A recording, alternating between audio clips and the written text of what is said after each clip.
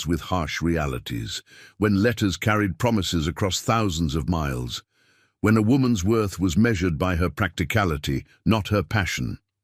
This is the story of Josephine Montgomery, a Boston piano teacher whose refined education became her greatest liability in the untamed Colorado Territory, until she met the one man who saw beyond the surface.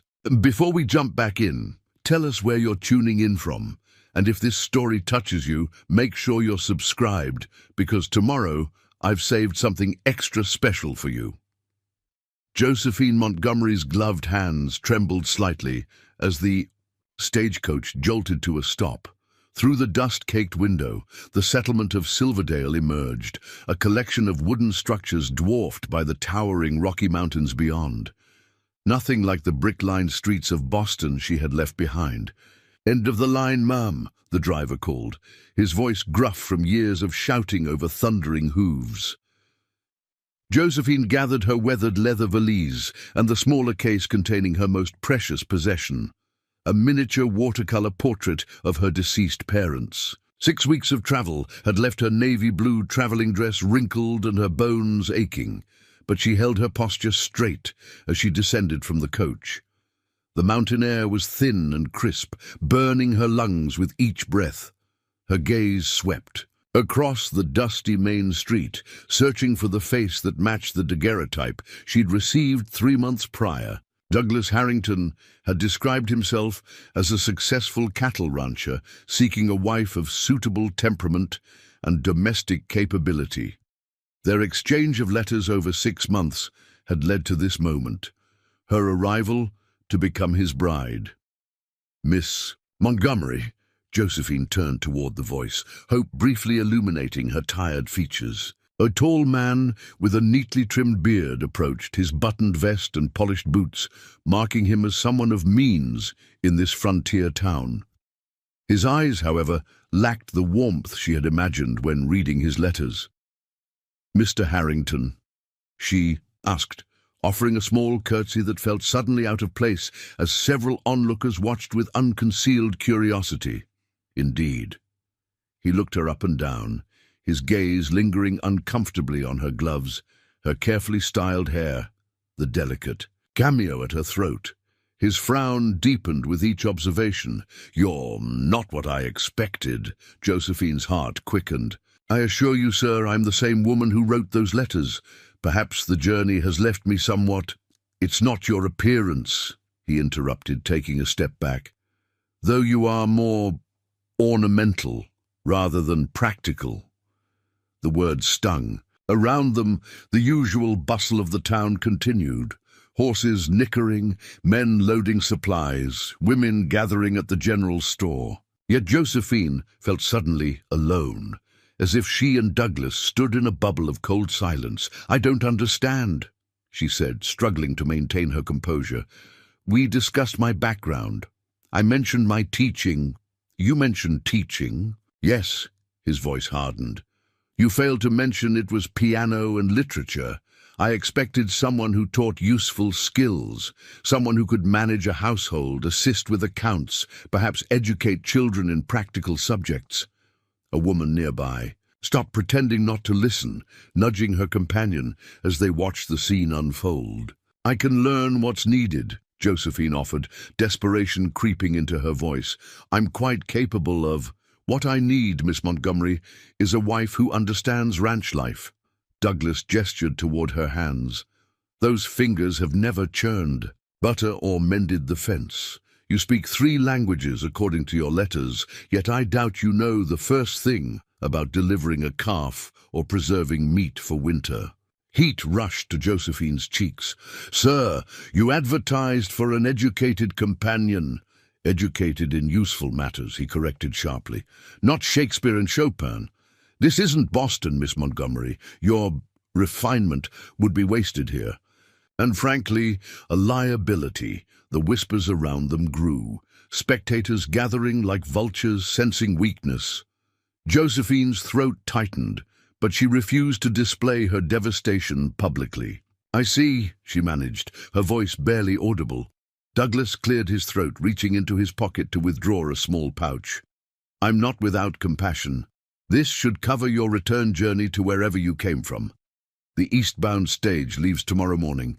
He thrust the pouch toward her. The metallic clink of coins felt like a final insult, payment for her dismissed worth.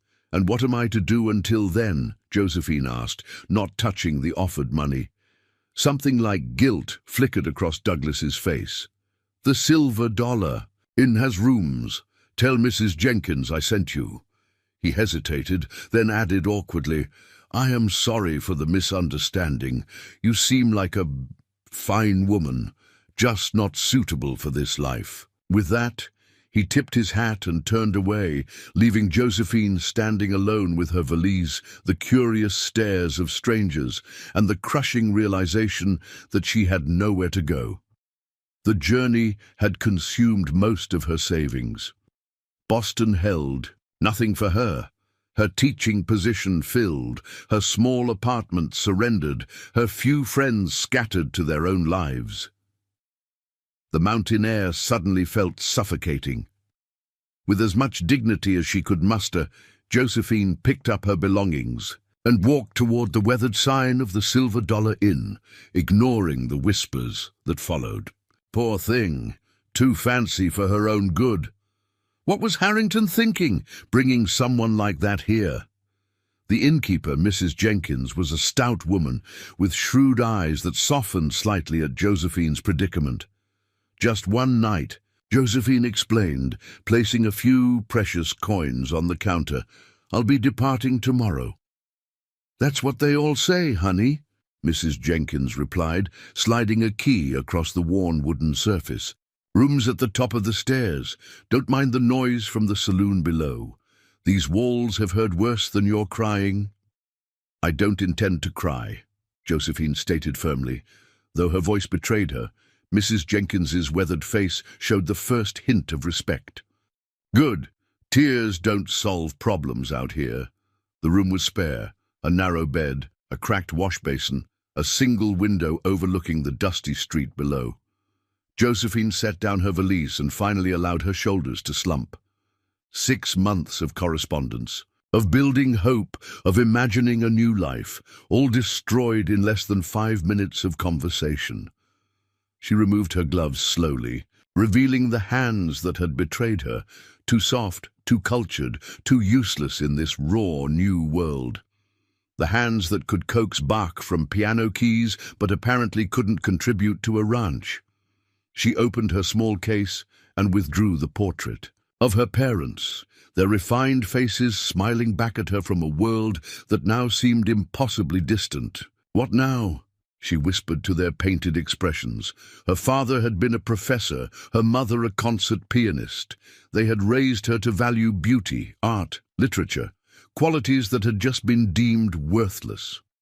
As evening descended on Silverdale, Josephine sat by the window watching the town transform in the fading light.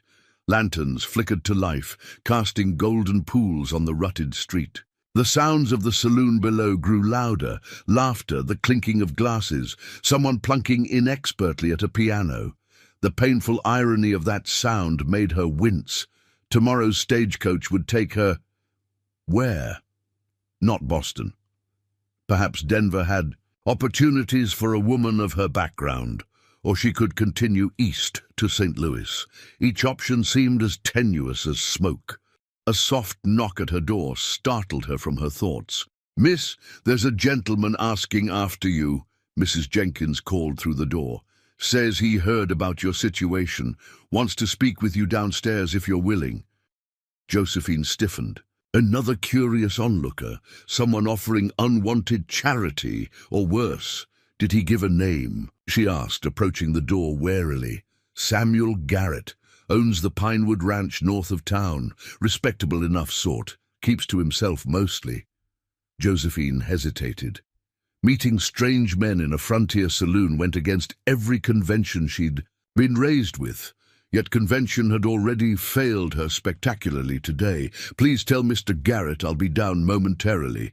She quickly freshened her appearance, pinning loose strands of hair and straightening her collar.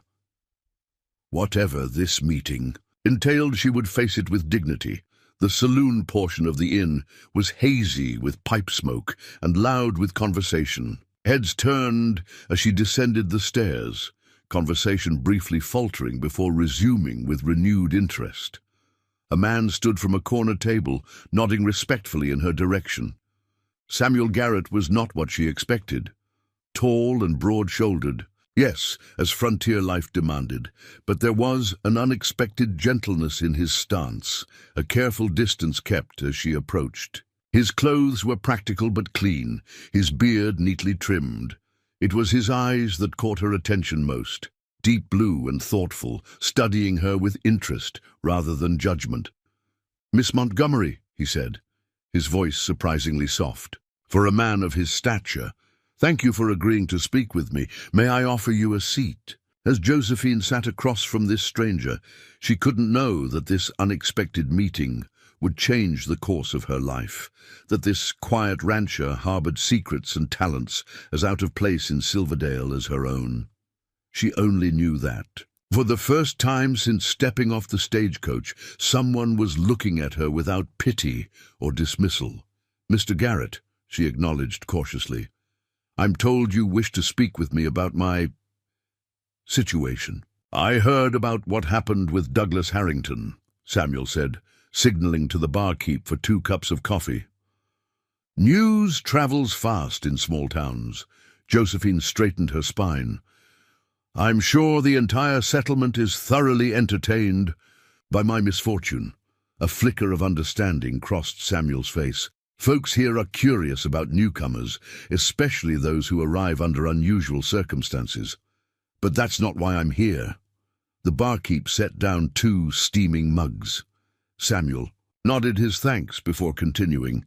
"I manage the Pinewood Ranch, about 7 miles north of town. It's a cattle operation primarily, but—" He hesitated, seeming to choose his words carefully.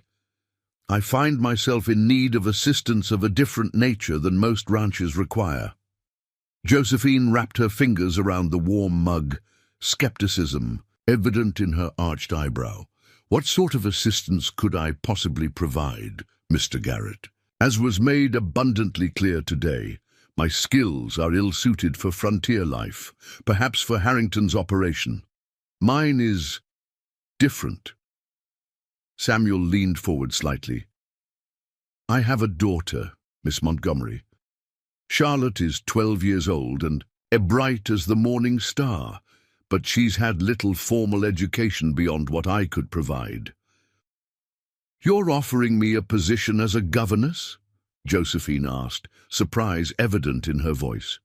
"In a manner of speaking, Charlotte needs proper schooling in literature, mathematics, and, yes, music if possible. I've taught her what I can, but she deserves more." Josephine studied him carefully. His hands were those of a working man, calloused and strong, yet he held his coffee cup with unexpected grace. There was something in his manner that didn't quite align with the other frontier men she'd encountered. "Why me? Surely there are teachers in town who—" "None with your qualifications," he interrupted gently. "Mrs. Jenkins mentioned you taught music in Boston. Charlotte has a natural talent that deserves nurturing by someone who understands it." The offer was unexpected, almost too perfectly aligned with her predicament. Josephine's years in Boston had taught her to be wary of convenient solutions. And what exactly would this arrangement entail, Mr. Garrett? Preparing and narrating this story took us a lot of time, so if you are enjoying it, subscribe to our channel. It means a lot to us. Now back to the story. Room and board at the ranch, a fair monthly wage, and transportation back to town whenever you wish. You would have teaching responsibilities 5 days weekly, with your own quarters separate from the main house. He paused, then added, "I understand your hesitation. It's a proposition from a stranger in a strange place." Josephine glanced around the saloon. Several patrons were watching their conversation with undisguised interest. Her options were painfully limited. Board tomorrow's stage, with barely enough money for passage and no destination, or accept this unexpected proposition. "How do I know you're trustworthy?" she asked bluntly. Samuel's mouth curved in what might have been appreciation for her directness. "Ask Mrs. Jenkins, or Sheriff Ellis. I've lived in this territory for 15 years without complaint." "And what of Charlotte's mother?" A shadow passed over his features. "Caroline passed 6 years ago. Influenza." Josephine softened slightly. "I'm sorry for your loss. As am I for the poor welcome you've received. Silverdale can be rough-edged, but not everyone here values only practical skills. Some of us recognize that culture and education are what separates civilization from mere survival." Something in his words resonated with her. Josephine took a deliberate sip of coffee, considering her limited options. "I would need to know more about your expectations, and I would want to meet Charlotte before agreeing to anything." "Of course." Relief flickered across Samuel's face. "I'm in town for supplies today. We could depart tomorrow, instead of you taking the stage east. You could meet Charlotte, see the ranch, and then decide. If it's not suitable, I'll personally ensure you have passage to Denver on the next coach." It was a reasonable offer, more than reasonable. Yet Josephine hesitated, the sting of her earlier rejection still fresh. "And if I prove too cultured for ranch life as well?" "What then?" Samuel met her gaze steadily. "Miss Montgomery, I didn't seek you out despite your education and refinement. I sought you out because of it." Their conversation continued as evening deepened, Samuel explaining more about Charlotte, a bright girl who devoured the few books they owned, who fashioned a makeshift piano keyboard from paper when Samuel couldn't afford a real instrument. By the time they parted ways, Josephine had provisionally agreed to visit Pinewood Ranch the following day. Sleep came fitfully that night. Doubts crept in with the small hours. Was she making another mistake? Trading one uncertain future for another? By the time dawn streaked the sky with pink and gold, Josephine had resolved to proceed cautiously, to see this ranch and meet this child before committing to anything. Samuel arrived promptly at 9 with a wagon already loaded with supplies. He helped Josephine with her valise, treating the worn leather with respect rather than disdain. "It's not a difficult journey," he explained as they left the town behind. "But the terrain gets rougher once we leave the main road." The landscape opened before them as they traveled, vast and beautiful in its rugged way, so different from Boston's manicured commons and crowded streets. Mountains loomed in the distance, their peaks still snow-capped despite the summer heat. Wildflowers dotted the prairie in splashes of color. "It's breathtaking," Josephine admitted. Breaking a long silence, Samuel nodded. "That was my first thought when I came west. The second was terror at how I'd survive in such wilderness. Yet you did. Adaptation is a powerful instinct." He glanced at her. "The frontier changes people, Miss Montgomery. Sometimes in ways they never anticipated." The wagon crested a hill, and Samuel drew the horses to a gentle stop. "Pinewood Ranch," he said simply, gesturing ahead. Below them stretched a valley, cradled by pine-covered hills. A sturdy two-story house stood near its center, flanked by a large barn and several outbuildings. Cattle grazed in fenced pastures, and a stream wound through the property like a silver ribbon. It was modest compared to the grand estates of Massachusetts, yet there was an undeniable harmony to its layout. "You positioned the house to capture both sunrise and sunset," Josephine observed. Samuel looked at her with surprise. "Yes, few notice that." The wagon continued down the slope, and details emerged. Unlike many frontier homes built purely for function, the main house showed touches of care. Curtains in the windows, a small flower garden to one side, a covered porch with actual chairs rather than makeshift seating. As they approached, the front door burst open. A girl with copper-colored braids raced toward them, her calico dress billowing around sturdy boots. "Pa, you're back early," she called, then stopped short at the sight of Josephine. Caution immediately replaced excitement. Samuel smiled warmly. "Charlotte, this is Miss Montgomery from Boston, the teacher I mentioned." Charlotte's eyes widened, traveling from Josephine's city clothes to her gloved hands. Her curtsy was unpracticed but sincere. "It's a pleasure to meet you, Miss Montgomery." The girl's diction was careful, deliberate, as though demonstrating her best manners. "The pleasure is mine, Charlotte," Josephine replied, noting the intelligence in the girl's green eyes. "Your father speaks highly of your love for learning." Charlotte darted a glance at Samuel, who nodded encouragingly. "Do you really know how to play piano? A real one, not just made-up ones?" "I do. I taught piano for 7 years in Boston." The girl's face lit up. "Pa's been saving for one. He says maybe by Christmas, if the cattle prices hold." Samuel cleared, his throat looking slightly embarrassed. "Charlotte, perhaps Miss Montgomery would like to refresh herself after our journey before you interrogate her about every instrument in existence." Charlotte flushed. "Sorry, Pa. Sorry, Miss Montgomery." "No apology needed," Josephine assured her. "Curiosity is the foundation of learning." As Samuel helped Josephine down from the wagon, she noted more details about the property: the careful maintenance of the buildings, the orderliness of tools and equipment. This was not a place of mere survival, but of purposeful living. A woman emerged from the house, grey-haired and sturdy, with a no-nonsense expression that softened when she saw Charlotte's excitement. "Mrs. Turner, our housekeeper," Samuel explained. "She comes 3 days a week from her own homestead nearby." The older woman nodded to Josephine, assessment clear in her eyes. "Your room's ready, miss. Hot water, too, if you're wanting to wash off the trail dust." "Thank you," Josephine said, surprised by this thoughtfulness. Samuel lifted her valise. "I'll show you to your quarters. They're attached to the main house but have a separate entrance. I thought you might appreciate the privacy." The accommodations were simple but carefully prepared. A bedroom with an actual bedstead and clean linens, a small sitting room with a desk and bookshelf, and a separate washroom. A vase of wildflowers sat on the windowsill, adding a touch of color. "It's not what you're accustomed to in Boston," Samuel said, setting down her valise, "but I hope it will be comfortable." Josephine moved to the window, which overlooked both the yard and the distant mountains. "It's more than I expected," she admitted honestly. "I'll leave you to settle in. Dinner is at 6.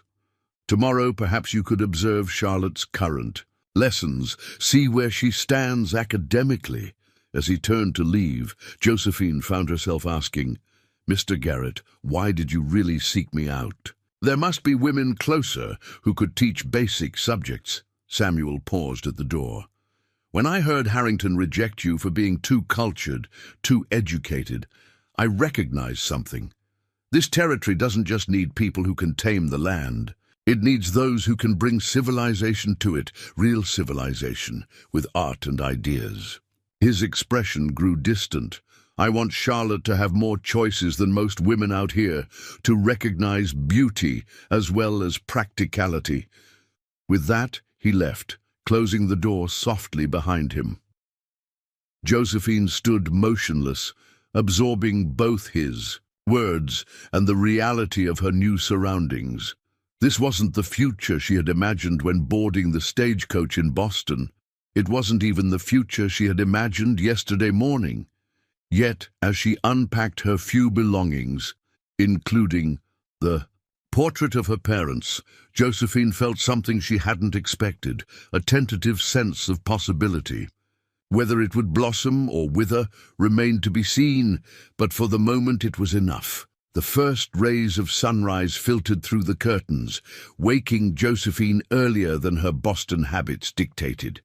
For a moment, disorientation clouded her mind. The unfamiliar ceiling, the distant lowing of cattle, the scent of pine carried on the morning breeze.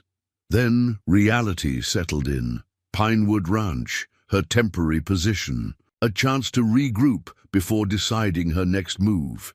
She dressed carefully in her second-best dress, practical enough for a day of assessment, yet still maintaining the standards of her profession.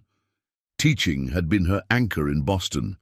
Perhaps it could be her lifeline here. The main house kitchen buzzed with morning activity. Charlotte was setting the table, while Samuel flipped hotcakes on a cast-iron griddle.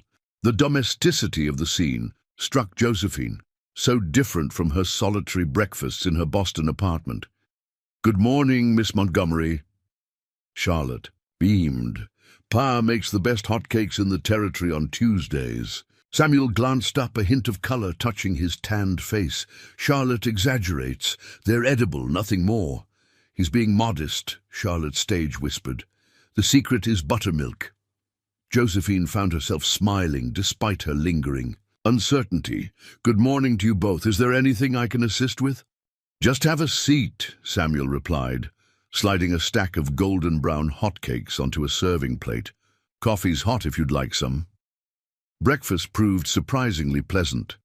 Charlotte chatted about the books she'd been reading, a mixture of practical guides and what few novels the ranch possessed. Samuel spoke little, but listened intently, occasionally redirecting his daughter's enthusiasm with gentle reminders about giving their guest space to eat.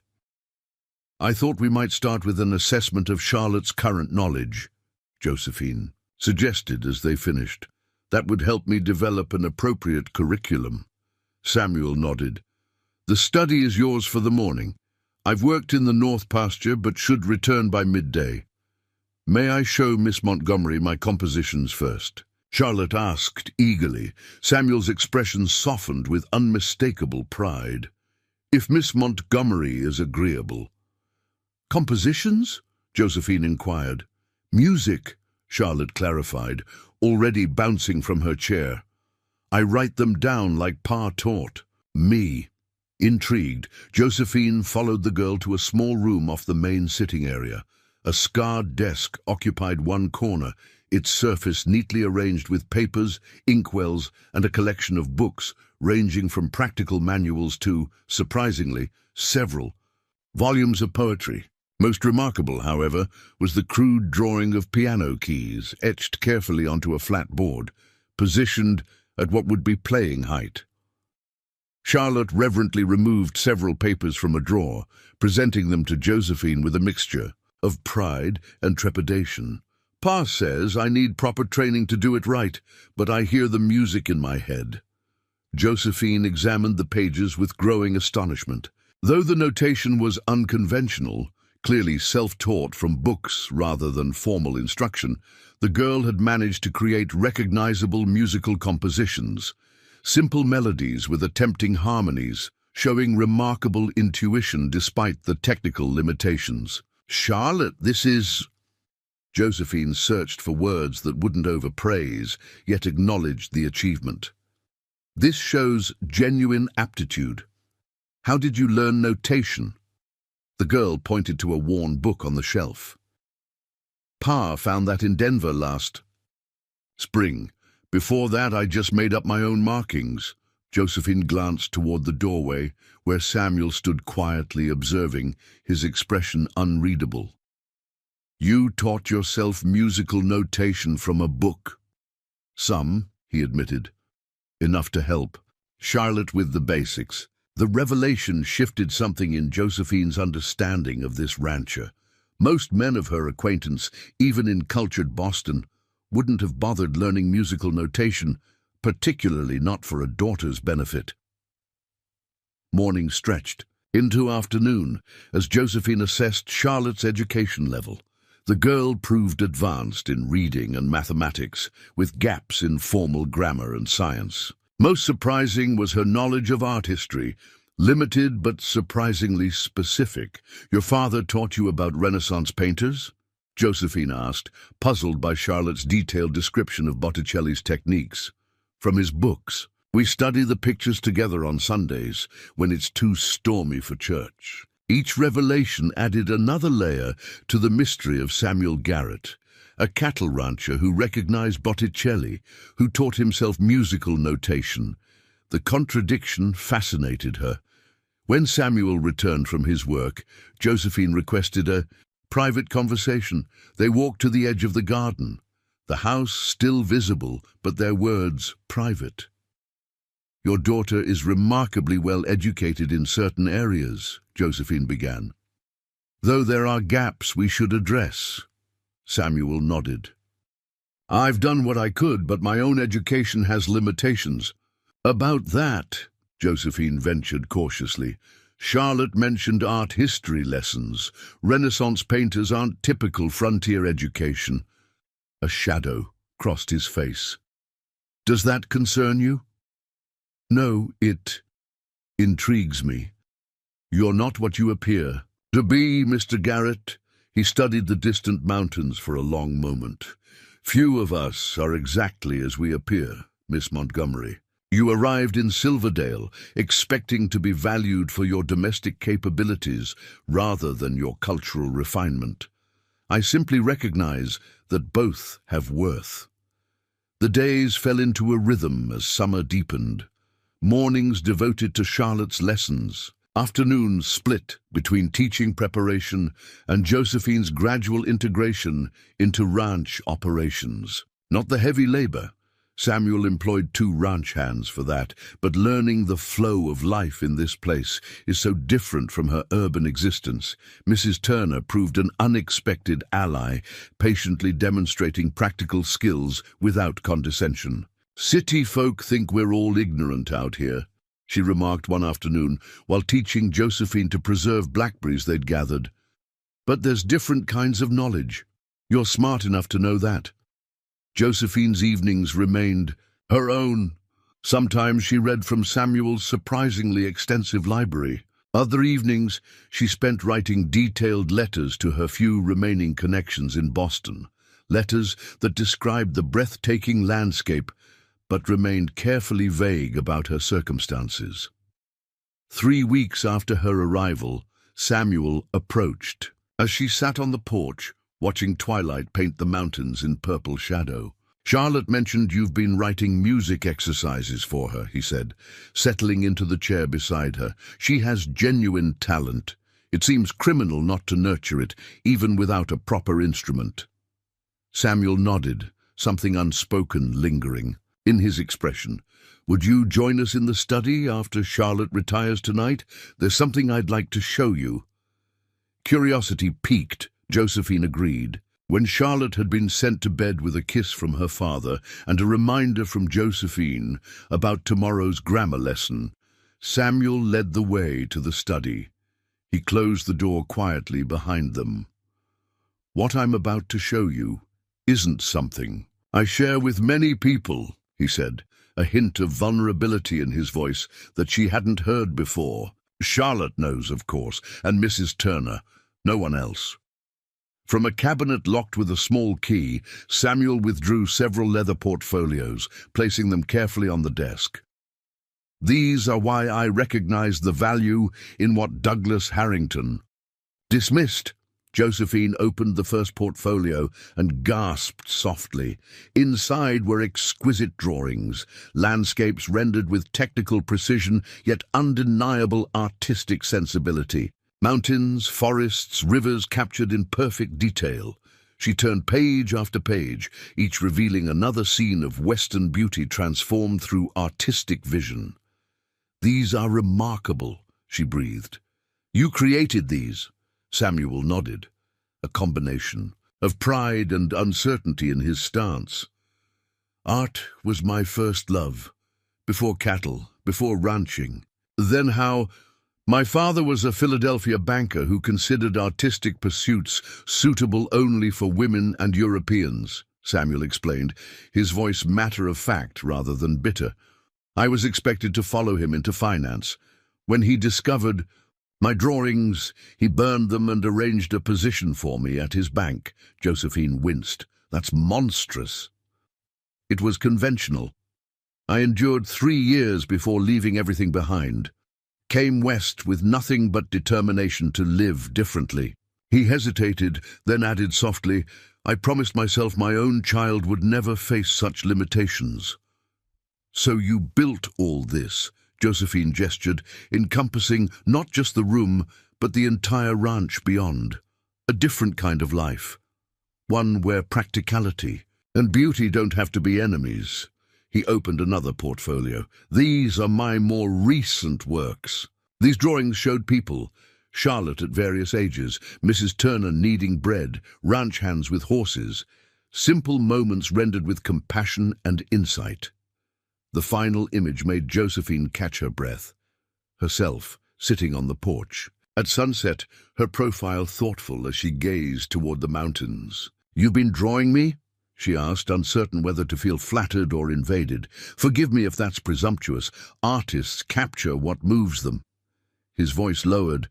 "Your arrival has brought something to this house that was missing. Not just education for Charlotte, but, she prompted when he fell silent. Understanding, someone who sees value in both worlds, the moments stretched between them, filled with unspoken possibilities. Josephine carefully closed the portfolio, gathering her composure. "Why show me this now?" Samuel met her gaze directly. "Because you've stayed 3 weeks longer than the visit we initially discussed. Because Charlotte is flourishing under your guidance. Because I thought you deserved to know the truth about who I am before deciding whether to remain longer." He was offering more than continued employment, Josephine realized. He was offering trust, showing her the part of himself he kept hidden from the world, the cultured soul beneath the rancher's exterior. "I should consider this carefully," she said finally. "Of course." Samuel stepped back, respecting her space. "Take whatever time you need." That night, Josephine sat by her window long after the ranch had gone silent. The moonlight silvered the landscape, transforming the familiar daytime view into something magical and new, like seeing beneath the surface to a hidden truth. In Boston, she had been valued for her ability to teach young ladies the refined arts expected of their station. Here, in this unlikely place, she was valued for something more fundamental, her understanding of how culture and beauty enriched life rather than detracted from it, how they could exist alongside practical concerns rather than in opposition. For the first time since arriving in Colorado Territory, Josephine felt something shift within her, the beginning of belonging. Autumn touched the Colorado landscape with a painter's brush. Aspen groves transformed into shimmering gold, prairie grasses burnished copper, evening skies deepening to indigo. Nearly 3 months had passed since Josephine's arrival at Pinewood Ranch, the temporary arrangement evolving into something undefined yet increasingly permanent. Charlotte's education progressed remarkably. The girl's natural intelligence, nurtured by Josephine's structured guidance, blossomed beyond expectations. Their lessons now extended beyond basic subjects into French vocabulary, music theory, and literary analysis. Ambitious for a 12-year-old, but Charlotte absorbed knowledge with insatiable enthusiasm. More surprising was the transformation in Josephine herself. Her hands, once exclusively dedicated to piano keys and penmanship, now moved confidently through practical tasks, gathering eggs without hesitation, kneading bread alongside Mrs. Turner, even helping with the autumn apple harvest. Not from necessity, but from a growing appreciation for the integration of beauty and utility that defined life at Pinewood. The ranch's isolation had become a sanctuary rather than a limitation. Weekly trips to Silverdale for supplies or mail provided sufficient connection to the wider world.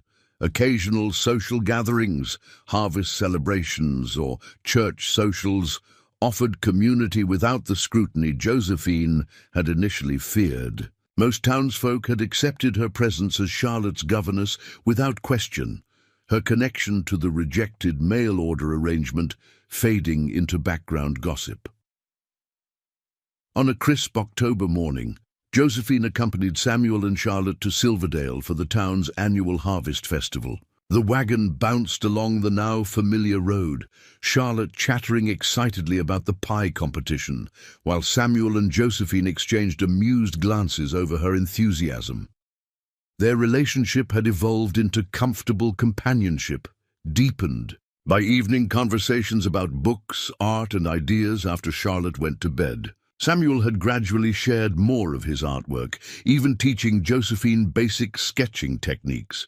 She, in turn, had begun composing simple piano pieces for Charlotte, using the crude wooden keyboard for demonstration until a real instrument could be acquired. Something unspoken yet tangible had grown between them, a connection based on mutual respect and shared understanding. Neither had put words to it, both conscious of their unconventional situation, yet both increasingly aware of its significance. "Mrs. Turner says the general store received new fabric shipments," Charlotte announced as Silverdale came into view. "Can we look, Pa? Miss Montgomery needs a new dress for winter." "Charlotte," Josephine admonished gently, "my wardrobe is perfectly adequate." Samuel's eyes crinkled at the corners. "I believe what my daughter is attempting to suggest, with her usual subtlety, is that we might purchase fabric as a gift. Your birthday is next week, is it not?" Josephine looked at him in surprise. "How did you mentioned it to Charlotte during your lesson on calendar calculations." His expression remained casual, but something in his voice suggested the date had been deliberately remembered. The town square bustled with festival preparations, bunting strung between buildings, tables arranged for food displays, children racing excitedly through the crowd. Samuel secured the wagon near the livery before they joined the festivities. "Let's meet at noon by the gazebo," Samuel suggested. "I have business at the bank, and I suspect you two have shopping plans regardless of protests about adequate wardrobes." Charlotte tugged at Josephine's hand, eager to explore the merchant stalls. Josephine allowed herself to be led through the crowd, enjoying the girl's excitement. They examined fabric at the general store, admired handcrafted jewelry at a traveling peddler's stall, and sampled fresh apple cider from a local orchard. "Miss Montgomery," the familiar voice halted Josephine mid-step. She turned slowly to face Douglas Harrington, impeccably dressed as always, standing with a petite blonde woman whose fashionable attire marked her as recently arrived from the East. "Mr. Harrington," Josephine acknowledged coolly, instinctively, placing a protective hand on Charlotte's shoulder. "I'd heard you found employment with Garrett."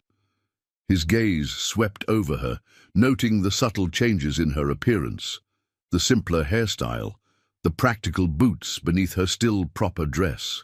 "Teaching his half-wild daughter, is it?" Charlotte stiffened beside her. Josephine squeezed her shoulder gently. "Charlotte is one of the brightest students I've ever taught, hardly half-wild." The woman beside Douglas stepped forward, curiosity evident in her expression. "Douglas, won't you introduce us?" He cleared his throat. "Of course. Miss Josephine Montgomery, my wife, Rebecca Harrington." Rebecca arrived from Baltimore just last month. Understanding dawned. Douglas had found another mail-order bride, one whose appearance or background better suited his requirements. The blonde woman's expensive clothing and delicate features projected exactly the image of refinement Douglas had claimed to disdain. "Pleasure to meet you," Josephine said, managing a polite nod despite the irony. "This is Charlotte Garrett, my student, Rebecca," smiled warmly, seemingly unaware of the tension. "Douglas mentioned there was another Eastern lady who briefly visited Silverdale. How fortunate you found a position that utilizes your education." Before Josephine could respond, Douglas interjected, "Rebecca teaches piano to several ladies in town. She's brought true culture to our community." The deliberate barb wasn't lost on Josephine, but she maintained her composure. "How lovely! Charlotte has considerable musical talent herself," Douglas scoffed. "Out at Garrett's place? Unlikely." "My pa knows more about music and art than anyone," Charlotte declared loyally, her young voice steady despite her obvious discomfort. "Your Ipa is a cattle rancher," Douglas corrected with patronizing gentleness. "A competent one, I'll grant, but hardly cultured." "You know very little about Mr. Garrett," Josephine stated, ice crystallizing around each word. Douglas leaned closer, lowering his voice. I know he took in Boston's cast-offs when no one else would. Tell me, Miss Montgomery, does he keep you in that little attached room, or have arrangements progressed to more comfortable accommodations? Heat rushed to Josephine's cheeks. Not from embarrassment, but from indignation. Mr. Harrington, you forget yourself. Do I? The town wonders why Garrett suddenly needed a governess when he's managed his daughter's education for years. Some wonder if he's seeking more than teaching services. That's enough. Samuel's voice, dangerously quiet, came from behind Douglas. Apologize to Miss Montgomery and my daughter. Douglas turned, his momentary surprise quickly masked by bravado. Garrett, just discussing your domestic arrangements. You were insulting a lady in my employ and implying impropriety where none exists. Samuel's posture remained relaxed, but something in his eyes made Douglas step back. No insult intended, Douglas backpedaled. Merely town curiosity. Rebecca Harrington looked between them, confusion evident. Douglas, what's happening? Nothing of consequence, my dear. Douglas took his wife's arm. We should continue our rounds. Good day, Garrett, Miss Montgomery. As they walked away, Rebecca glanced back, her expression puzzled and slightly concerned. Josephine exhaled slowly, the confrontation leaving her unexpectedly shaken. Are you all right? Samuel asked. Quietly. Of course, she replied automatically, then amended with honesty. No, his insinuations were inappropriate, especially in front of Charlotte. Samuel nodded, his jaw tight. Charlotte, would you please wait for us at the gazebo? Just for a moment. Once, Charlotte had reluctantly moved out of earshot. Samuel turned to Josephine. I'm sorry you faced that. Harrington's always been more concerned with appearances than substance. The irony being he rejected me for lacking practical skills, then married someone who embodies the very refinement he claimed to despise in me. Josephine shook her head. Though she seems kind enough. Some men want trophies, not partners. Samuel's voice softened. What troubles me is the town gossip he referenced. Josephine met his gaze directly. Does it trouble you for my reputation or your own? Yours. I've lived here long enough to weather gossip. He hesitated. But perhaps we should discuss the future of our arrangement. 3 months have passed. You originally came for a temporary visit. The festival crowd continued around them. But Josephine felt suddenly isolated, as if their conversation existed, in a bubble, separate from the cheerful chaos. Are you suggesting I should leave? The possibility created an unexpected hollow feeling. No. The word came quickly, definitively. I'm suggesting we clarify what you wish for your future. Charlotte needs you. The ranch has, he paused, searching for words, become more than a ranch since your arrival. Before Josephine could respond, a commotion near the judging tables drew attention. Douglas Harrington's voice carried across the square, words indistinct but tone unmistakably condescending. To Josephine's horror, she realized he was speaking to Charlotte, who stood rigid before the pie competition table, tears threatening despite her obvious effort to maintain composure. Samuel moved immediately, Josephine close behind. As they approached, Douglas's words became clear. Hardly appropriate for a child to enter an adult competition, especially with such unconventional methods. Pies require traditional techniques, not experimental approaches. Charlotte's voice trembled, but remained steady. Miss Montgomery helped me adapt my grandmother's recipe. Just because it looks different doesn't mean it isn't good. The competition has standards, Douglas insisted. Rebecca's entry follows. Proper Boston traditions. Samuel reached his daughter's side, placing a protective hand on her shoulder.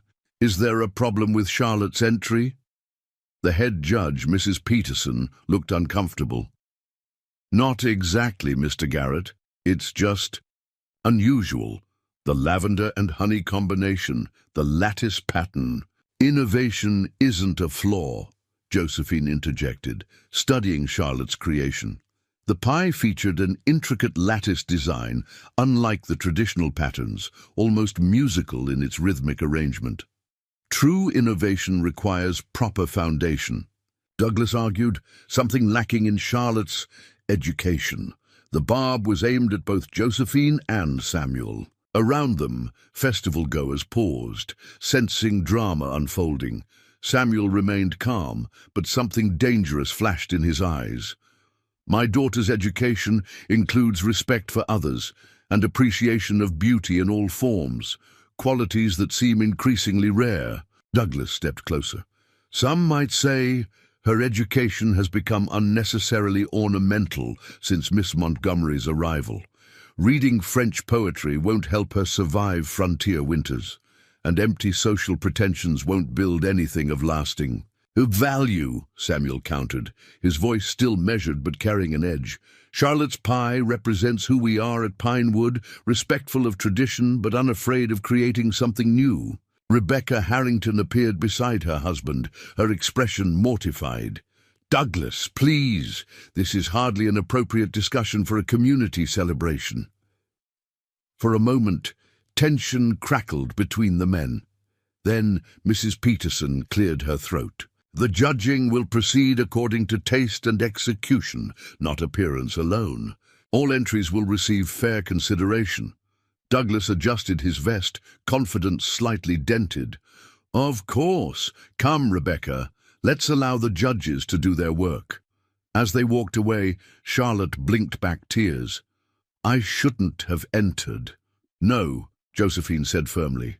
Your pie is beautiful and thoughtful. Never apologize for creating something unique.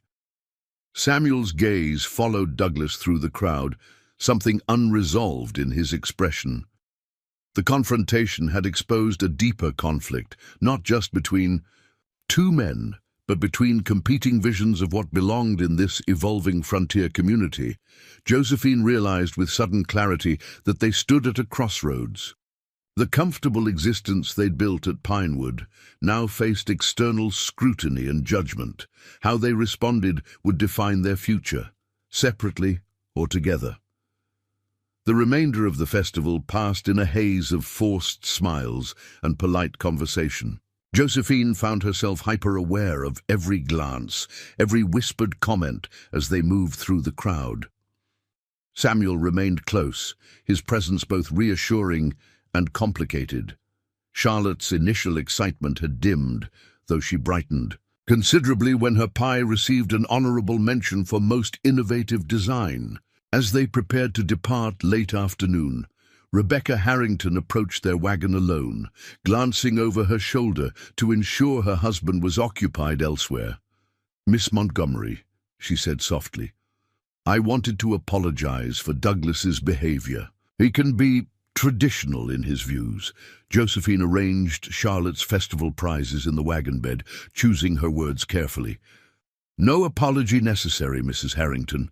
You aren't responsible for your husband's opinions. Rebecca twisted her gloved hands nervously. I also wanted to ask about the piano lessons. Douglas mentioned you taught in Boston. For 7 years at the Winthrop Academy for Young Ladies. I've been attempting to establish a small music circle here, but it's challenging without another trained musician for guidance. Rebecca's eyes held genuine admiration. Would you consider joining us? Perhaps once a month. I could compensate you, of course. The request caught Josephine off guard. I'm not certain that would be appropriate given the circumstances. Please, consider it. Douglas has his opinions, but Rebecca glanced again toward her husband, who was now watching them with narrowed eyes from across the square. I find Silverdale lacking in artistic companionship. Samuel approached, nodding politely to Rebecca. Mrs. Harrington, Mr. Garrett, you have a lovely daughter. Her musical compositions show remarkable promise. Samuel's surprise was evident. You've seen Charlotte's work? She showed me her notation while Douglas was discussing the pie competition. I'd recognize talent anywhere, Mr. Garrett. You should be proud. With that, Rebecca hurried away to rejoin her husband, leaving both Samuel and Josephine momentarily speechless. "Well," Samuel finally said, helping Josephine onto the wagon seat, "that was unexpected." The journey home began in contemplative silence, Charlotte eventually dozing against Josephine's shoulder as the wagon rumbled along the familiar road.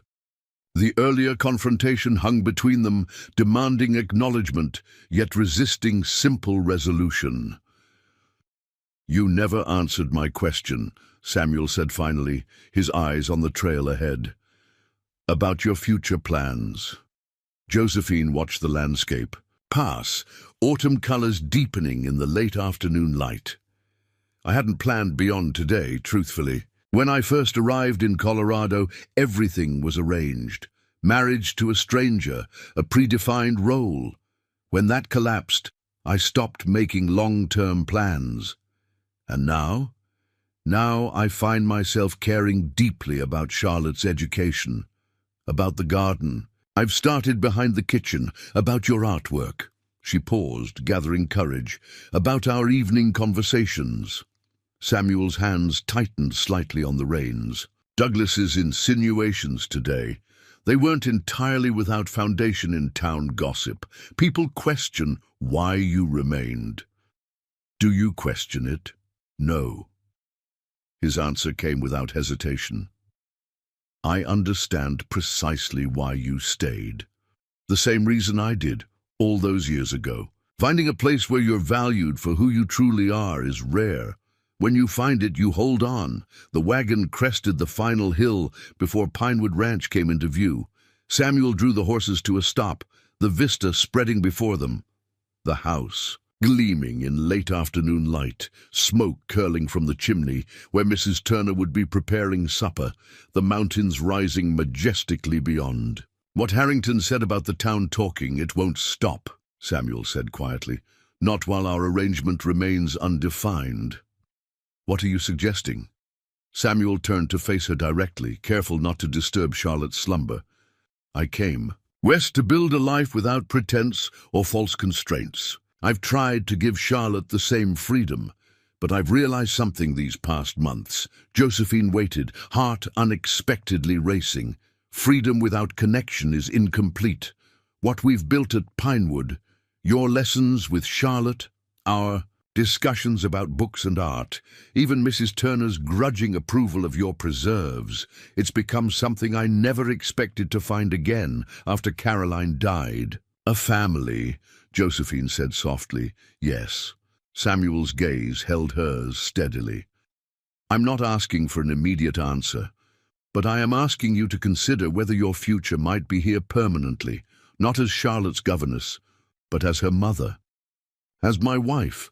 The directness of the proposal, without flowery declarations or romantic pretense, somehow felt perfectly suited to their relationship, built on mutual respect and understanding rather than conventional courtship. "This isn't about silencing town gossip," he added quickly. "Though it would. It's about acknowledging what already exists between us." Charlotte stirred against Josephine's shoulder, mumbling sleepily.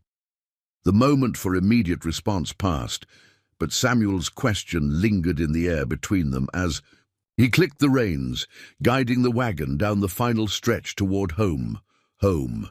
The word resonated in Josephine's mind as Pinewood's buildings drew closer. When had she begun thinking of this place as home? Sometime between Charlotte's music lessons and Samuel's quiet revelations about his art. Between learning to preserve summer fruits and discovering that ranch life could accommodate both practical skills and cultural pursuits. As they approached the house, Josephine noted a horse tied at the hitching post, unfamiliar, with quality tack suggesting a visitor of means. "Were you expecting someone?" she asked. Samuel frowned. "No." Charlotte awakened fully as the wagon stopped in the yard. A man emerged from the porch shadows, tall, distinguished, his Eastern-cut suit incongruous against the frontier backdrop. "Samuel." "Garrett," the stranger called, approaching the wagon. "Yes." Samuel helped Charlotte down, positioning himself slightly in front of his daughter and Josephine. "Walter Montgomery, attorney at law." The man extended his hand. then froze, his gaze moving to Josephine. "Good Lord! Josephine! Josephine Montgomery!" Josephine stared at the stranger, confusion giving way to stunned recognition. "Uncle Walter," Samuel looked between them. "You know this man?" "My father's brother," Josephine explained, descending from the wagon on unsteady legs, "though we haven't spoken in years." Walter Montgomery removed his hat, revealing grey-streaked hair and features that echoed Josephine's own refined bone structure. "I've been searching for you for months. When your letters to the Winthrop Academy stopped, they contacted me. I've been following your trail since Boston." "Why?" Josephine asked, genuine bewilderment in her voice. "You made your opinion of my career choice quite clear after my parents died." Walter had the grace to look uncomfortable. "Circumstances have changed.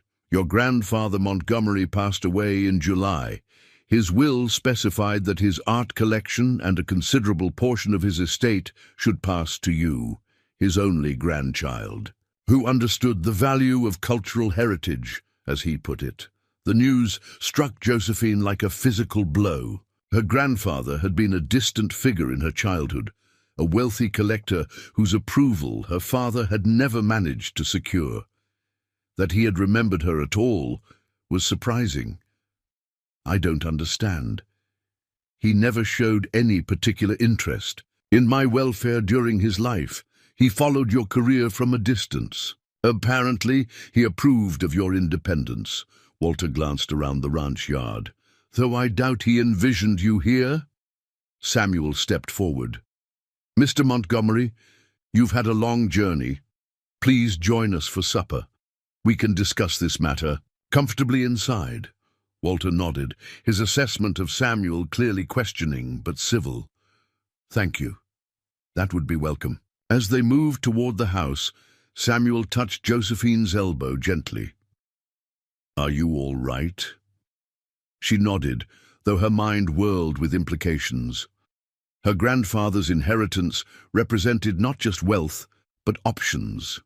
A return to the world she'd left behind, legitimacy in the circles she'd once inhabited. The timing, coming hours after Samuel's tentative proposal, seemed almost deliberately orchestrated by fate.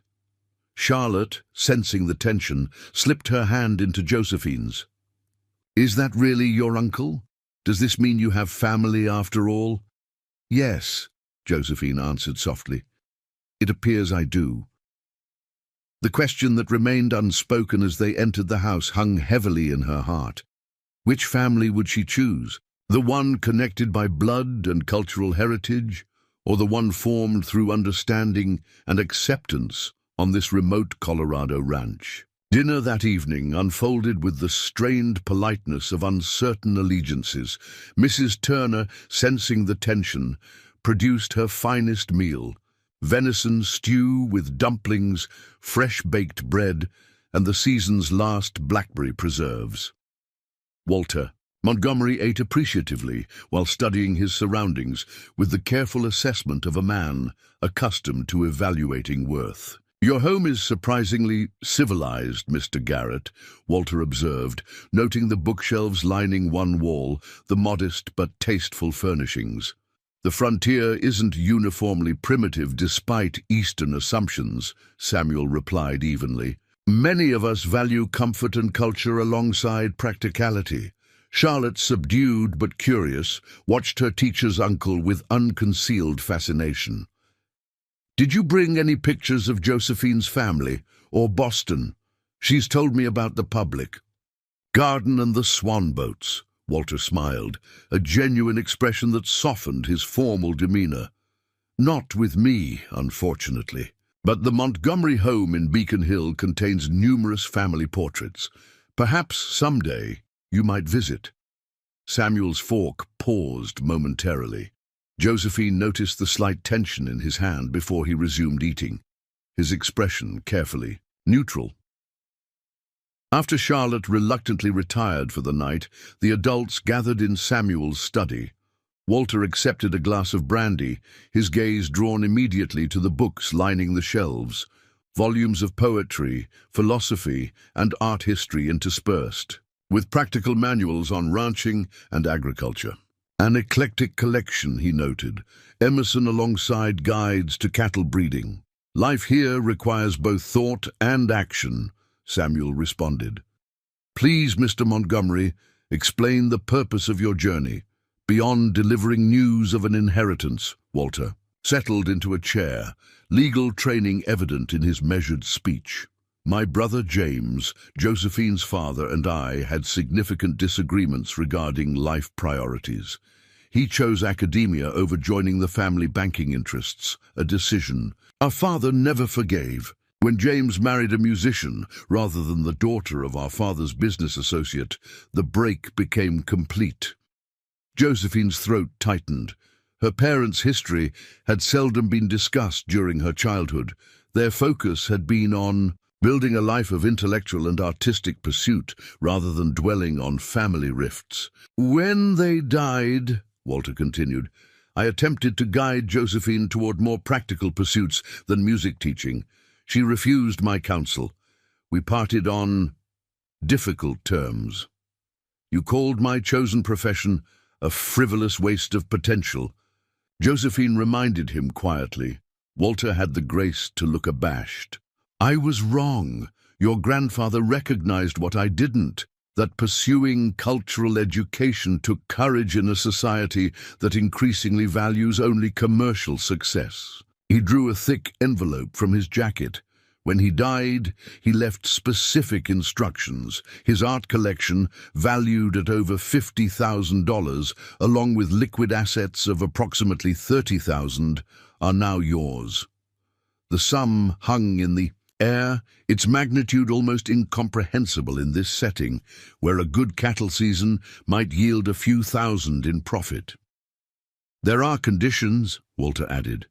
The collection must be maintained intact and displayed appropriately.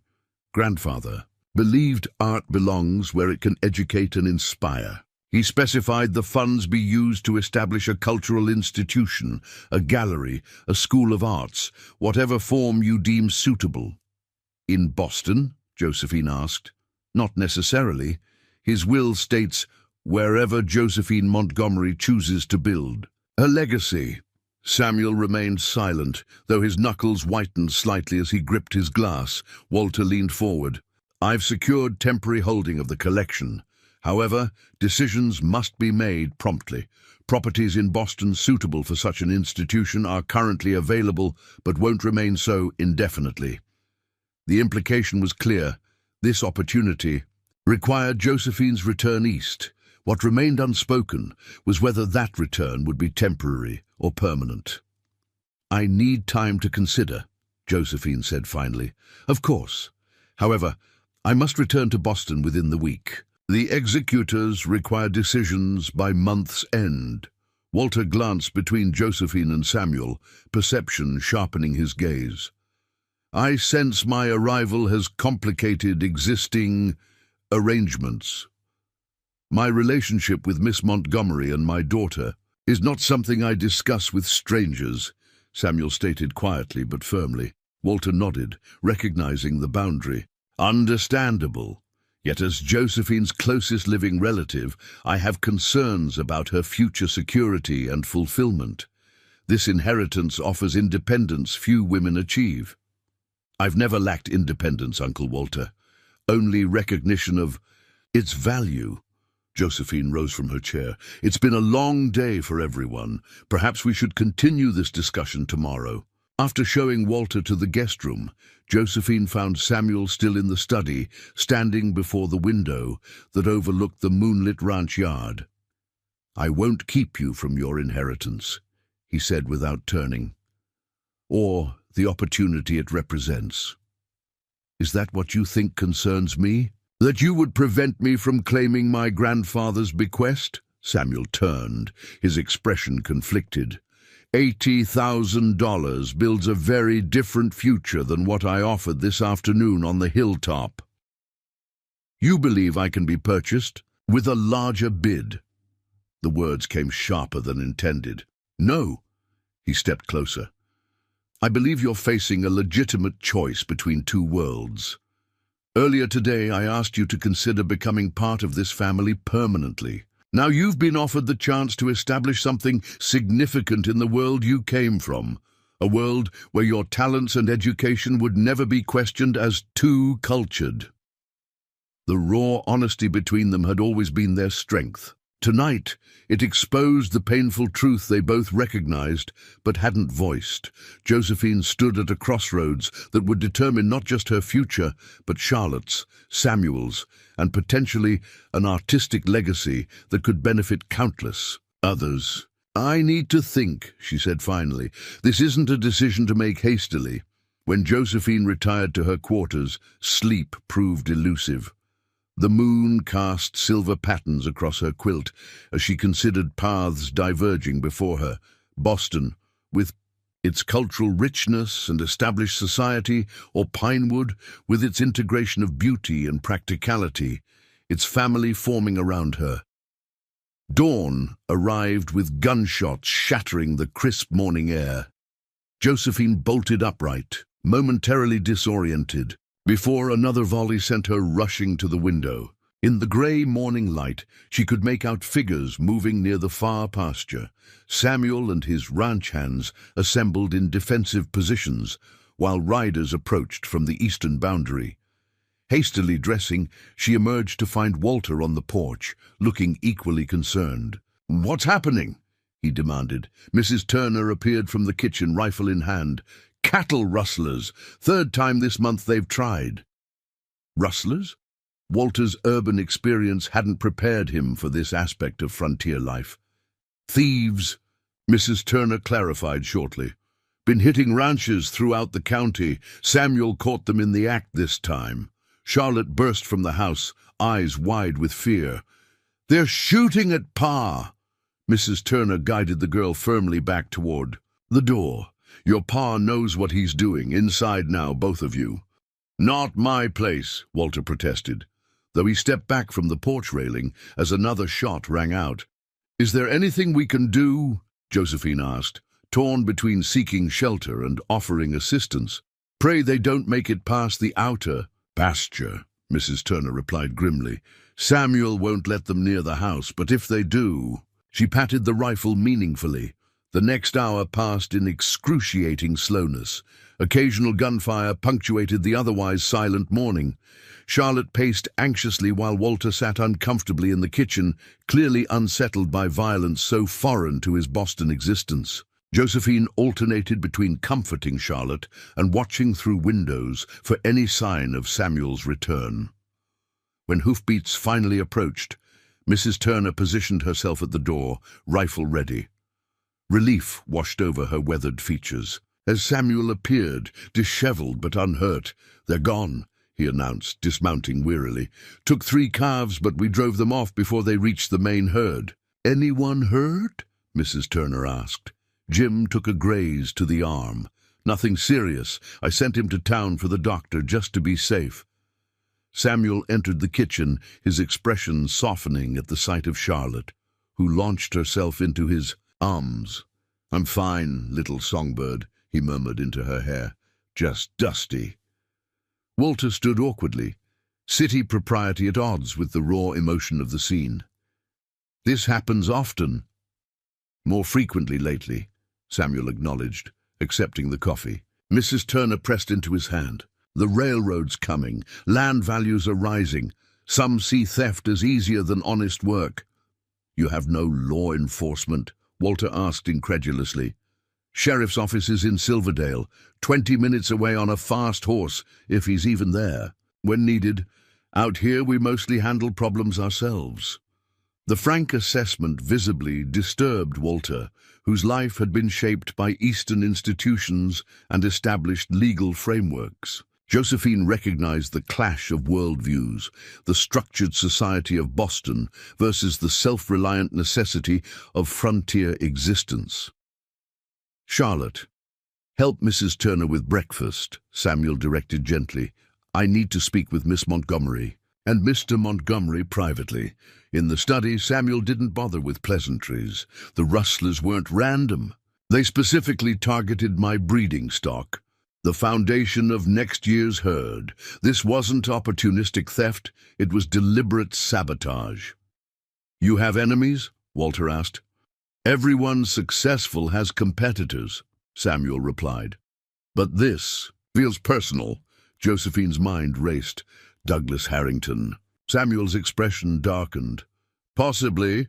His banking connections give him influence with the Railroad Commission. If Pinewood became unviable as a ranch, the land would be available for development. Walter finished. Professional interest, momentarily overriding his discomfort. Classic speculation tactic. I can't prove it. Not yet. Samuel ran a hand through his dust-streaked hair. But I can protect what's mine. The possessive pronoun hung in the air, its meaning expanding beyond cattle and land to encompass the life he'd built, the family he hoped to secure. His gaze met Josephine's complex emotions passing between them. I apologize for this disruption to your discussions, he said finally, but it clarifies something important. What's that? Walter asked. The real choice Josephine faces isn't between culture and frontier life. It's between a world where art exists in isolated perfection and one where it must be defended alongside everything else of value. Samuel's voice strengthened with conviction. Your brother chose to pursue beauty and knowledge despite your father's disapproval. I suspect he understood that true culture isn't fragile. It's resilient, worth fighting for. With that, he excused himself to check on his men, leaving Josephine and Walter in thoughtful silence. He's not what I expected, Walter admitted eventually. When I tracked you to a cattle ranch, I assumed that I'd been reduced to desperate circumstances, Josephine finished, that I needed rescuing. Something like that. Walter studied her with new perception. Instead, I find you part of something unexpected. Before Josephine could respond, Charlotte burst into the room, her face pale with terror. Riders coming. Mrs. Turner says it's Mr. Harrington, and he's brought men with him.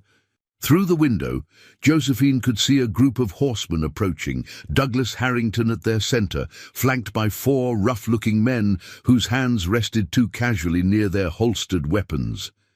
Charlotte, go to the kitchen with Mrs. Turner, Josephine instructed calmly. Stay there until we call for you. The girl hesitated. But Pa, your father would want you safe, Josephine said firmly. Please, Charlotte. Once Charlotte had reluctantly departed, Josephine turned to Walter. This is not your conflict. You should remain inside. Her uncle straightened, Montgomery pride evident in his bearing. If this concerns you, it concerns me. I may not be a frontiersman, but I'm still capable of standing beside family. The simple declaration, acknowledging their relationship after years of estrangement, carried unexpected weight. Josephine nodded gratefully before moving toward the door. Outside, Samuel stood on the porch steps, his posture relaxed but watchful. 2 ranch hands had positioned themselves strategically near the barn, rifles visible but not yet raised. The morning sun cast long shadows across the yard as Douglas and his men drew their horses to a stop several yards from the house. Bit early. For social calls, Harrington, Samuel called, his voice carrying an edge of steel beneath the casual greeting. Douglas dismounted smoothly, his city boots raising dust as he stepped forward. Unlike the rough men accompanying him, he wore a tailored suit and polished derby, dressed for business rather than violence, though the contradiction didn't diminish the threat. Not a social call, Garrett. Consider it community concern. Douglas smiled thinly. Several prominent citizens have expressed worries about your operation here. My ranch has stood for 15 years without causing concern, Samuel replied evenly. What's changed? Progress, Garrett. Silverdale is growing. The railroad spur will transform this region. Properties must be developed appropriately, not held back by outdated ventures. Douglas glanced deliberately toward the house, his gaze finding Josephine in the doorway. And there are questions about moral conditions at Pinewood that disturb respectable families.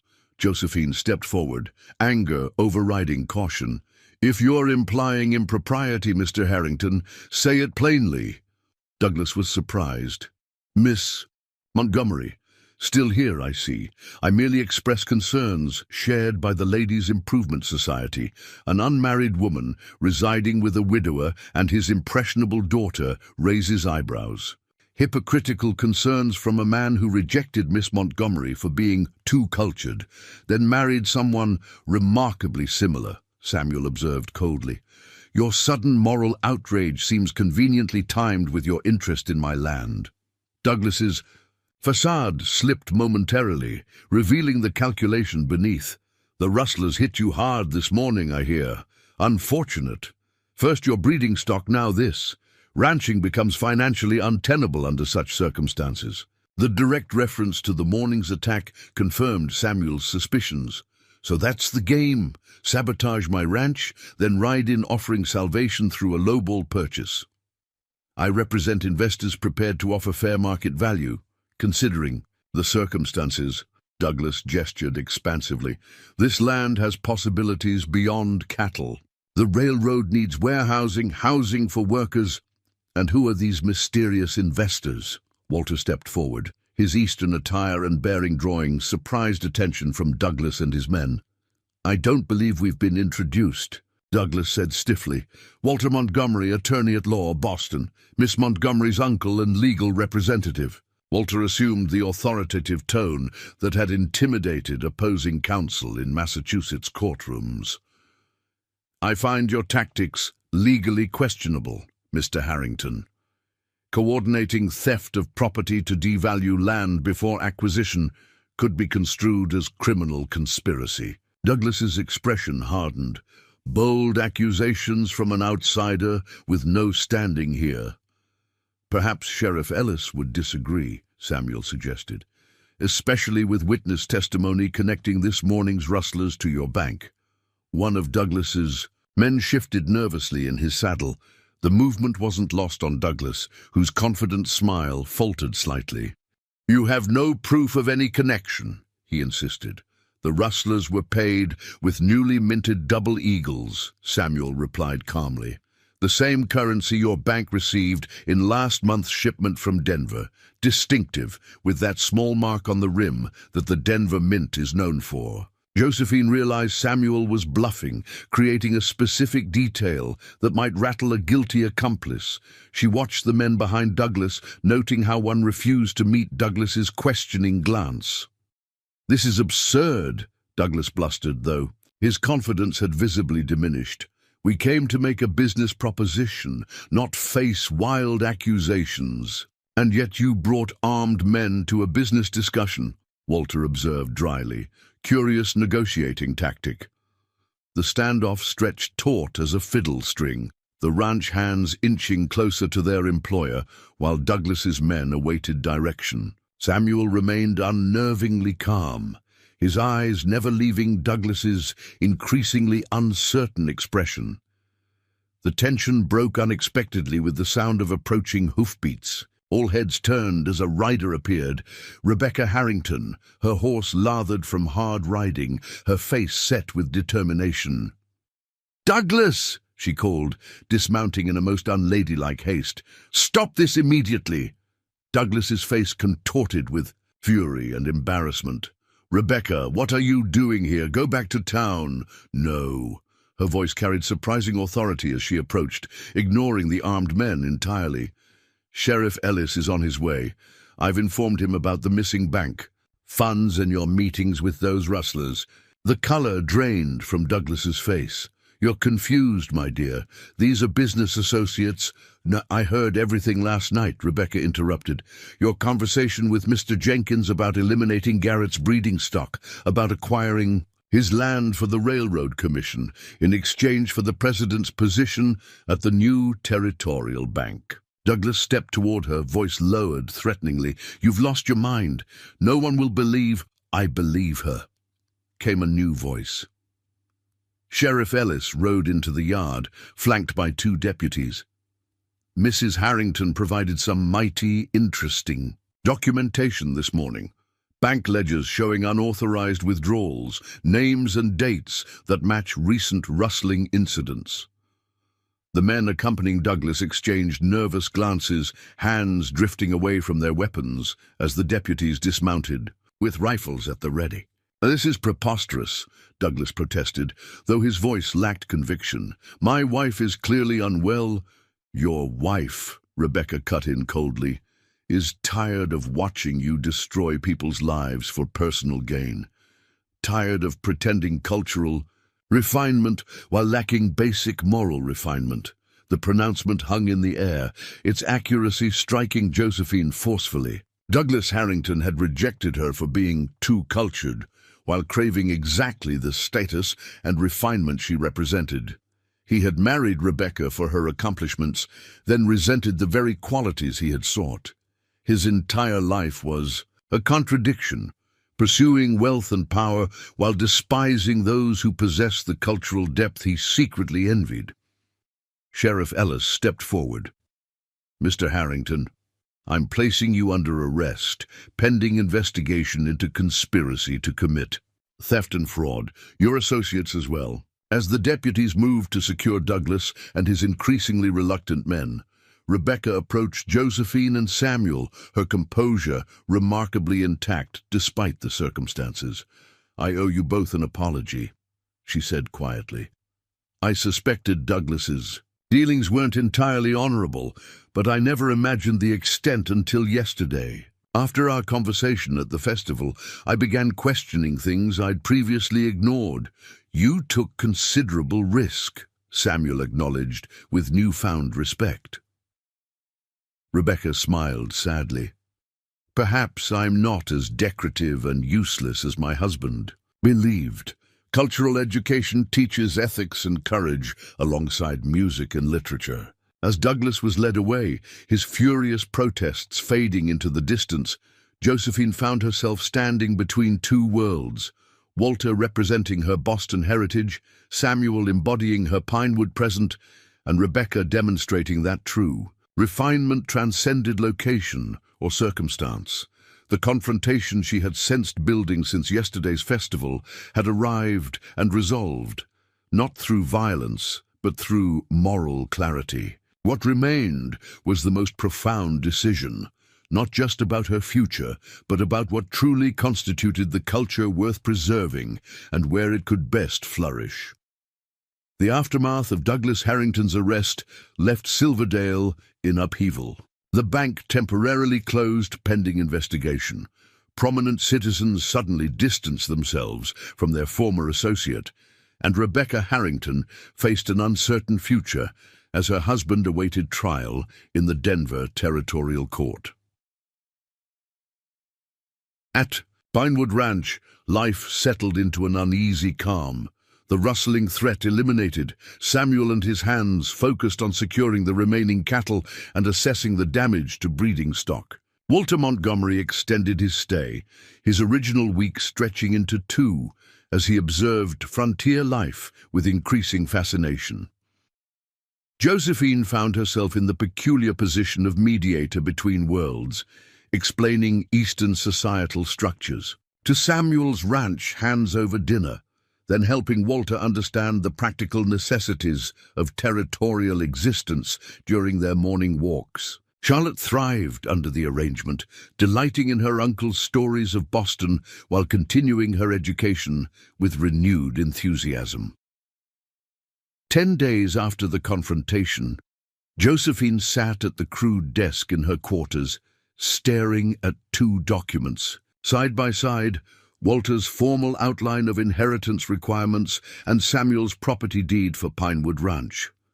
Between them lay her grandfather's letter, delivered by Walter and unread until now. With trembling fingers, she broke the seal. "My dear Josephine, if you are reading this, I have passed from this world, leaving you with both opportunity and obligation. Your father chose a path of principle over pragmatism, a decision that cost him my support, but never my respect. I recognized too late the courage required to pursue art and knowledge in a world increasingly devoted to commerce. My collection represents 50 years of appreciation for beauty and human achievement. I entrust it to you not as mere property, but as cultural legacy requiring stewardship. Where and how you choose to share this legacy is yours to determine. Boston offers established society, but suffers from calcified thinking. The West represents new possibilities, but lacks refinement. Perhaps the most valuable cultural institution is one that bridges such divides. Your grandmother often quoted Emerson, "Beauty is its own excuse for being." Yet beauty without purpose or accessibility becomes mere indulgence. Choose wisely, but choose according to your vision, not others' expectations. With faith in your judgment, Harrison Montgomery, Josephine set the letter down, her grandfather's words resonating unexpectedly with her present circumstances. The choice before her wasn't simply Boston or Colorado, career or family, past or future. It was about purpose. How best to honor both her cultural heritage and her evolving understanding of what truly mattered. A knock at her door interrupted her thoughts. Samuel stood there, expression uncharacteristically uncertain. "Charlotte and I are riding to Willow Creek for a picnic. She asked if you would join us." A smile touched his eyes. Actually, she insisted. The invitation offered welcome respite from her deliberations. "I'd like that." The creek lay in a sheltered valley untouched by the recent troubles. Cottonwoods whispered overhead, while Charlotte waded barefoot in the shallows, singing softly to herself, one of the melodies she had composed, now refined through Josephine's musical instruction. Samuel spread a blanket on the grassy bank, unpacking. The lunch Mrs. Turner had prepared. The domesticity of the scene struck Josephine anew, how naturally they had formed a family unit despite the unconventional beginning. "Your uncle leaves tomorrow," Samuel remarked, handing her a sandwich. "He seems to have developed unexpected appreciation for our uncivilized territory." "Walter has surprised me," Josephine admitted. "He's less rigid than I remembered.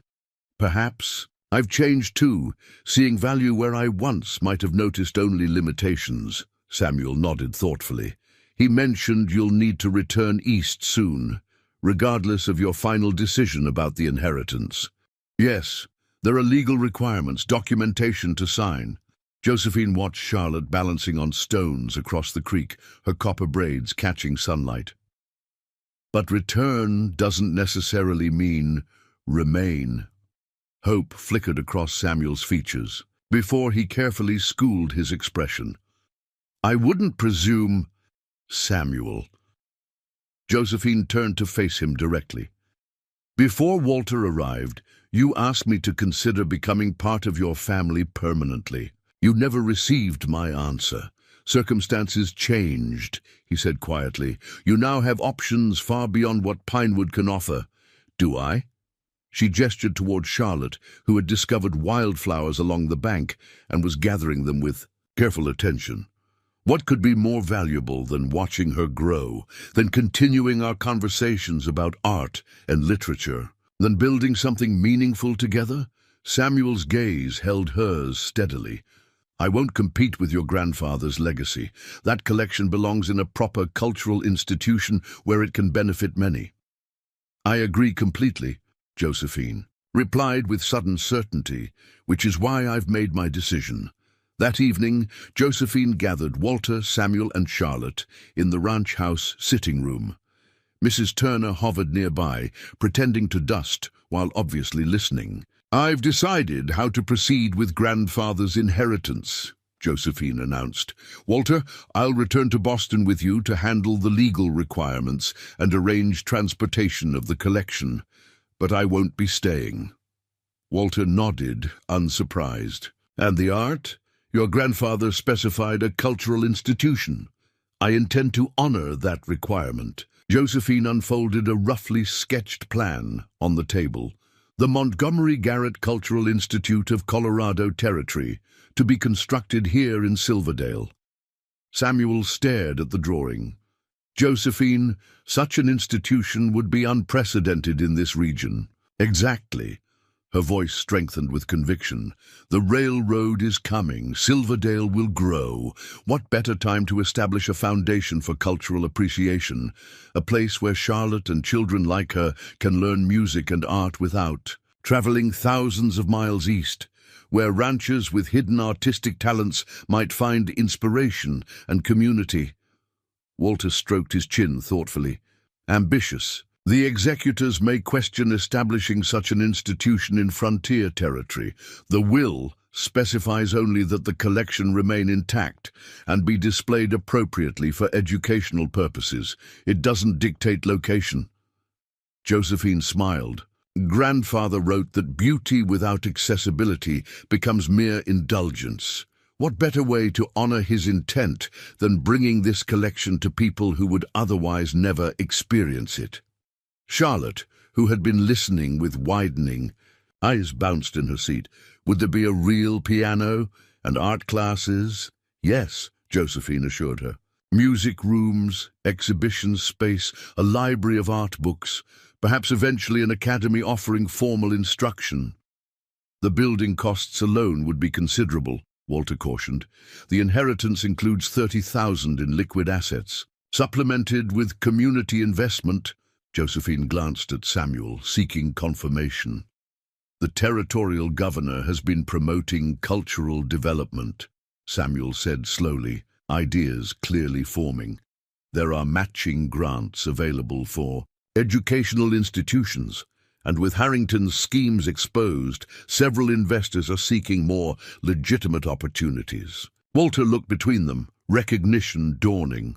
You've discussed this already. No, Samuel replied honestly. This is the first time I'm hearing Josephine's specific plan, but it aligns with possibilities I've considered since seeing the railroad surveys. The land adjacent to your northern boundary, Walter recalled from their property discussions. You mentioned it would likely become the new town center when the rail spur is completed. Samuel nodded. 10 acres would be sufficient for an institute of significant size, with room for expansion.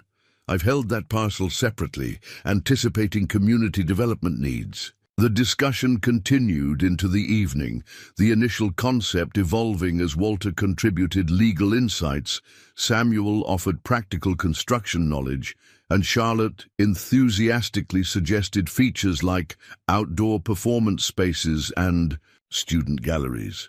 Mrs. Turner eventually abandoned all pretense of dusting to join the conversation, proposing a community kitchen for cultural celebrations. Later, when Charlotte had been sent to bed, still bubbling with excitement, and Walter had retired to pack for his journey, Josephine and Samuel stood on the porch beneath a canopy of stars. "You're certain about this?" Samuel asked quietly. "Bringing your grandfather's collection to a territory many Easterners still consider wilderness?" "More certain than I've been about anything." Josephine gazed toward the mountains, their peaks silvered by moonlight. "My grandfather wrote that the most valuable cultural institution is one that bridges divides, between East and West, between practical necessity and artistic expression. Like a Boston piano teacher and a rancher who sketches Renaissance-inspired landscapes," Samuel suggested, a smile warming his voice. "Exactly." Josephine turned to face him. "I haven't forgotten your question from before Walter arrived. I believe my answer is evident, but for clarity, yes, Samuel, I would be honored to become Charlotte's mother and your wife." Samuel took her hands gently. "Even knowing the challenges ahead? Building an institute while integrating into frontier life won't be simple. The most meaningful things rarely are." Josephine's voice softened. "Douglas rejected me for being too cultured. You valued what he dismissed. How could I not recognize that as the rarest gift?" Samuel drew her closer. "We'll face scrutiny. Traditional minds from both East and West, who see contradiction where we see complement. Then we'll change their thinking. One exhibit, one performance, one class at a time." Determination strengthened her tone. My parents created a home where knowledge and beauty were everyday companions, not distant ideals. My grandfather collected art not for prestige, but for the enrichment it brought. You built a ranch that honors both practical needs and aesthetic sensibilities. I want to continue that legacy, our shared legacy, here. Their kiss beneath the Colorado stars sealed more than a marriage agreement. It represented a vision for bridging worlds, often kept artificially separate. Culture and practicality, refinement and resilience, tradition and innovation. 6 months later, as spring transformed the landscape once again, the first cornerstone was laid for the Montgomery Garrett Cultural Institute on the hill overlooking Silverdale. The ceremony drew curious onlookers from surrounding ranches and settlements, many skeptical but intrigued by the unusual development. Josephine, now officially Mrs. Garrett, stood proudly beside Samuel and Charlotte as Walter Montgomery, who had returned for the occasion, delivered a speech about cultural frontiers that paralleled geographical ones. Rebecca Harrington, who had divorced her imprisoned husband and established herself as Silverdale's most sought-after music teacher, led the newly formed community choir in celebration.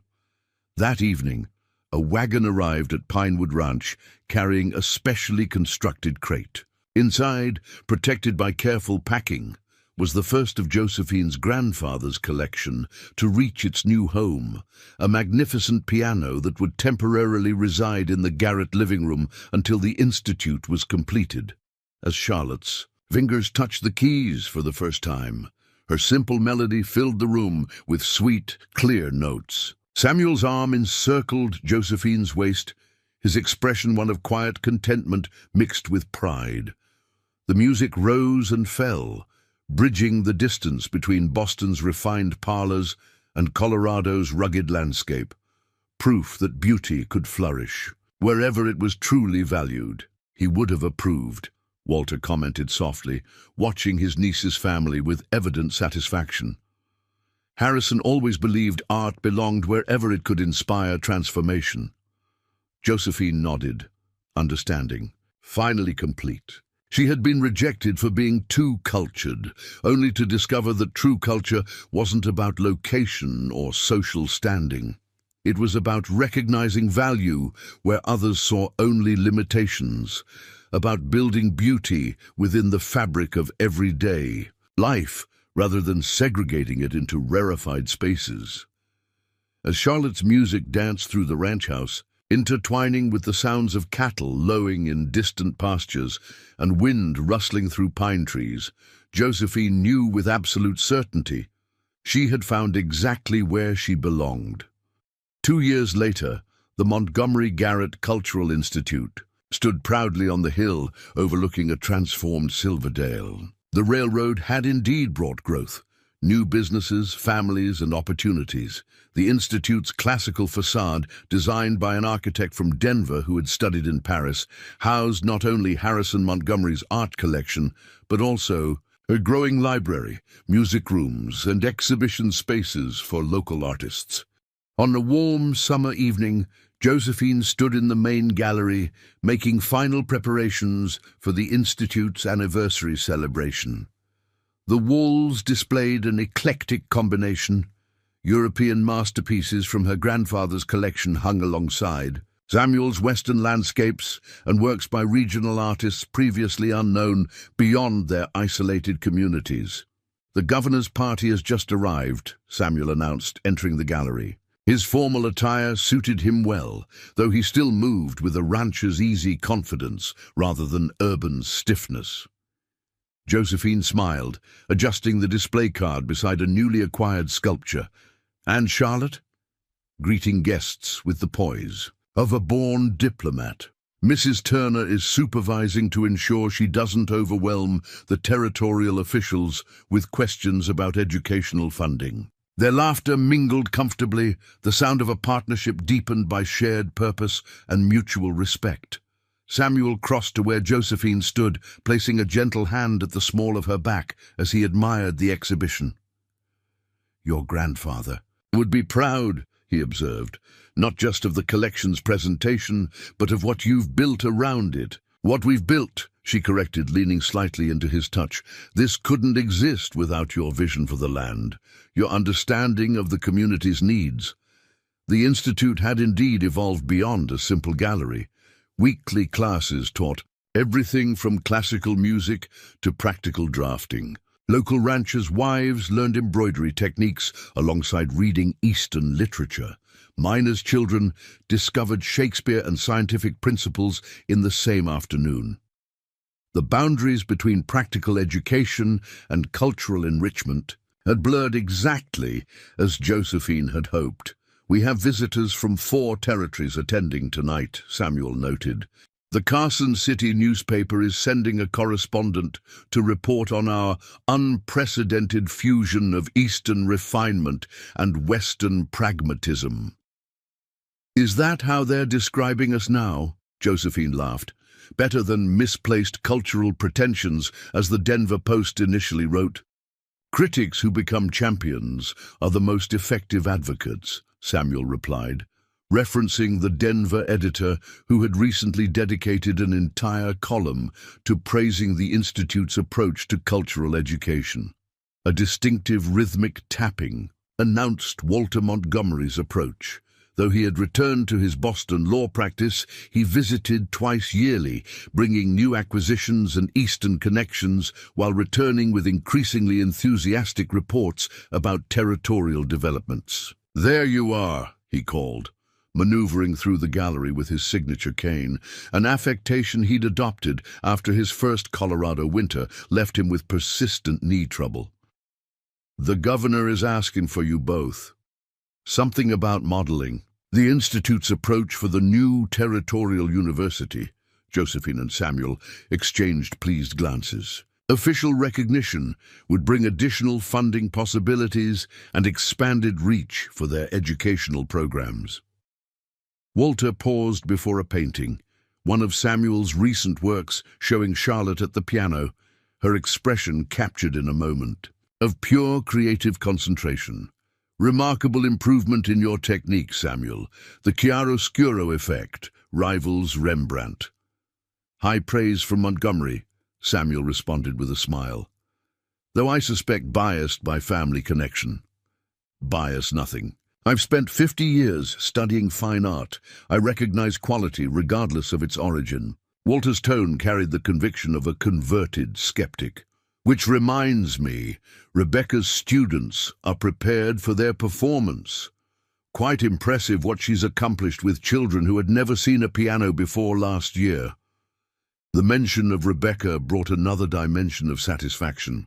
After her divorce from Douglas, she had found her true calling as the Institute's music director, her genuine passion for teaching flourishing away from her former husband's suffocating expectations.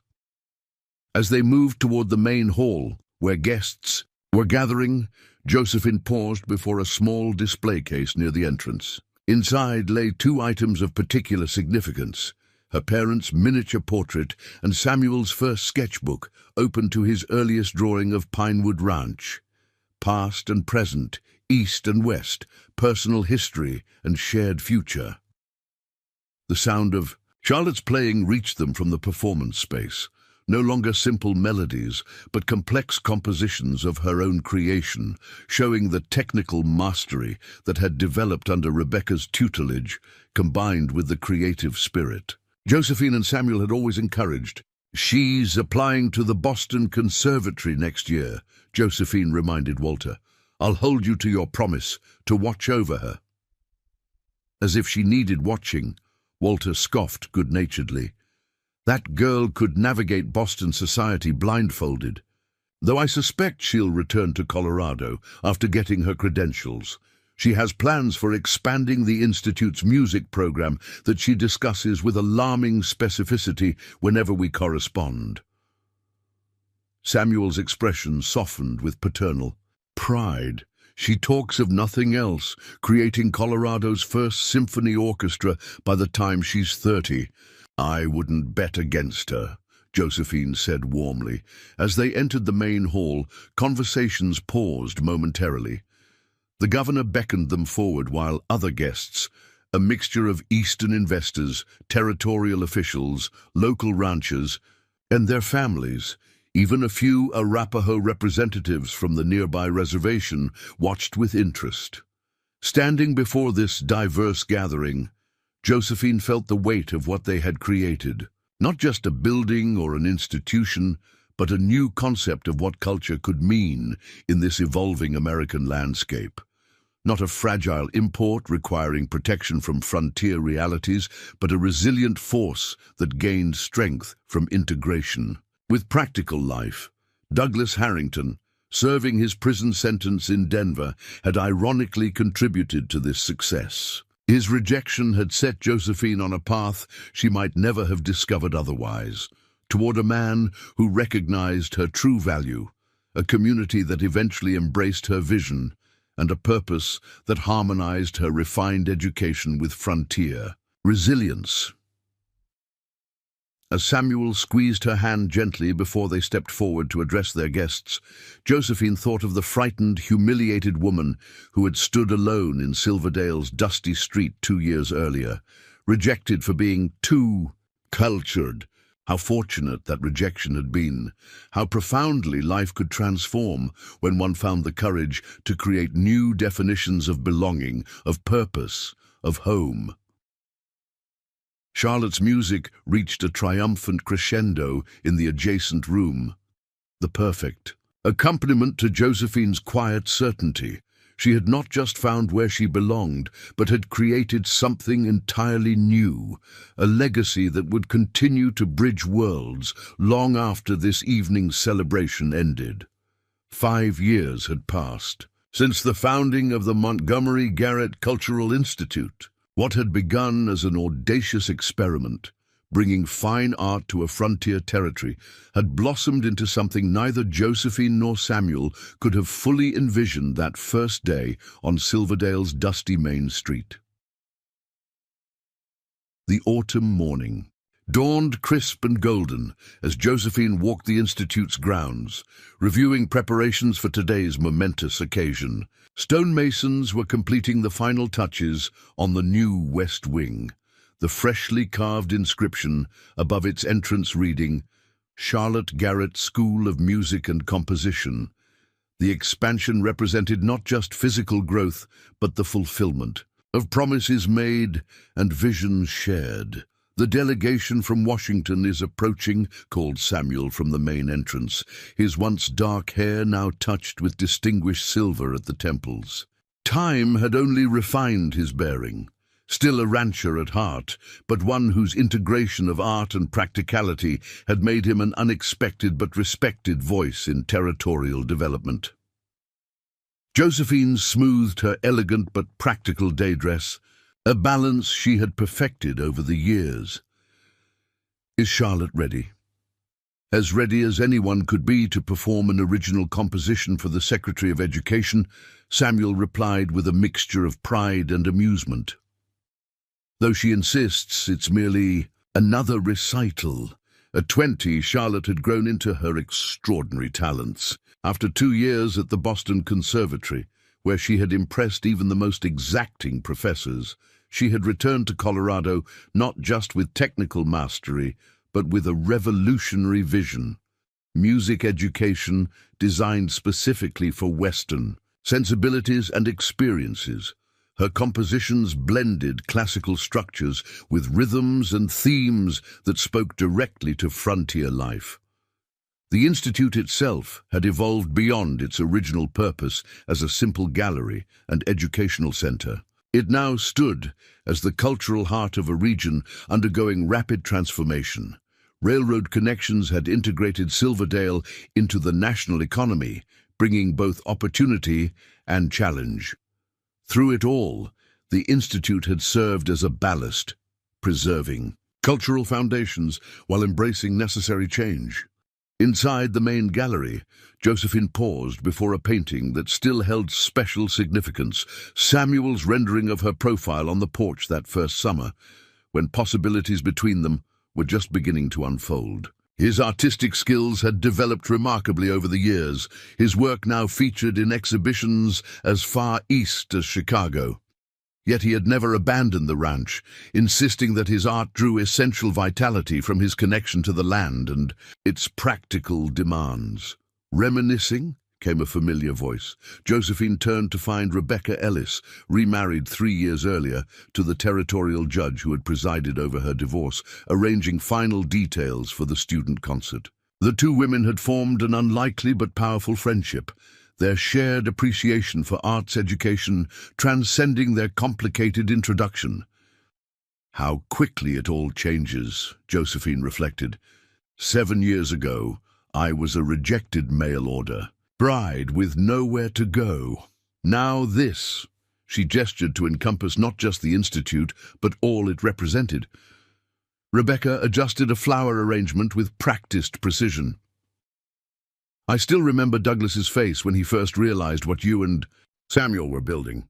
Even prison couldn't entirely mask his disbelief that the woman he rejected for being too cultured had created exactly what the territory needed. The mention of Douglas Harrington no longer carried emotional weight. Released after serving 4 years for fraud and conspiracy, he had departed for California, reportedly attempting to rebuild his fortune in mining ventures. His absence had allowed Silverdale to heal and progress beyond the divisions he had exploited. The Institute's main hall gradually filled with distinguished visitors, territorial officials, Eastern benefactors, representatives from other cultural institutions seeking to replicate their model. At the center of the gathering stood Walter Montgomery, now retired from legal practice and serving as the Institute's Eastern ambassador. His evolution from skeptical Bostonian to passionate advocate for frontier cultural development remained one of Josephine's greatest satisfactions. The secretary is particularly interested in your integration of native artistic traditions, Walter informed them, leaning on his now trademark silver-tipped cane. The Arapaho exhibition has generated significant correspondence from Washington. This initiative, providing space and resources for indigenous artists to preserve and share their cultural heritage, had begun as a tentative outreach program 3 years earlier. Under the guidance of Swift Feather, an Arapaho elder with unexpected connections to European artistic traditions through his French-Canadian education, it had developed into one of the Institute's most distinctive and celebrated features. We've only begun to explore those possibilities, Josephine acknowledged. The collaborative weaving program has a 2-year waiting list. Samuel checked his pocket watch. It's time. Charlotte will be looking for us. The performance hall, with its remarkable acoustics designed by an architect who had studied the great European concert venues, hushed as Charlotte Garrett took her place at the grand piano. No longer the eager 12-year-old practicing on a wooden drawing of keys, she commanded the instrument with confident authority. As Charlotte's fingers touched the keys, her original composition filled the space, a piece titled Convergence, that moved between classical structures and innovative expressions of Western experience. The music painted landscapes in sound, mountain dawns, cattle drives, frontier towns coming to life, but filtered through formal techniques that gave these experiences universal resonance. Josephine felt Samuel's hand find hers as they listened to their daughter's creation. The piece represented everything they had built together, not just family and institution, but a philosophy that rejected artificial boundaries between refinement and practical life, between Eastern tradition and Western innovation. Following the performance and the enthusiastic reception from the secretary and assembled dignitaries, Josephine found a moment of quiet in her office overlooking the Institute's grounds. The view had changed dramatically over the years.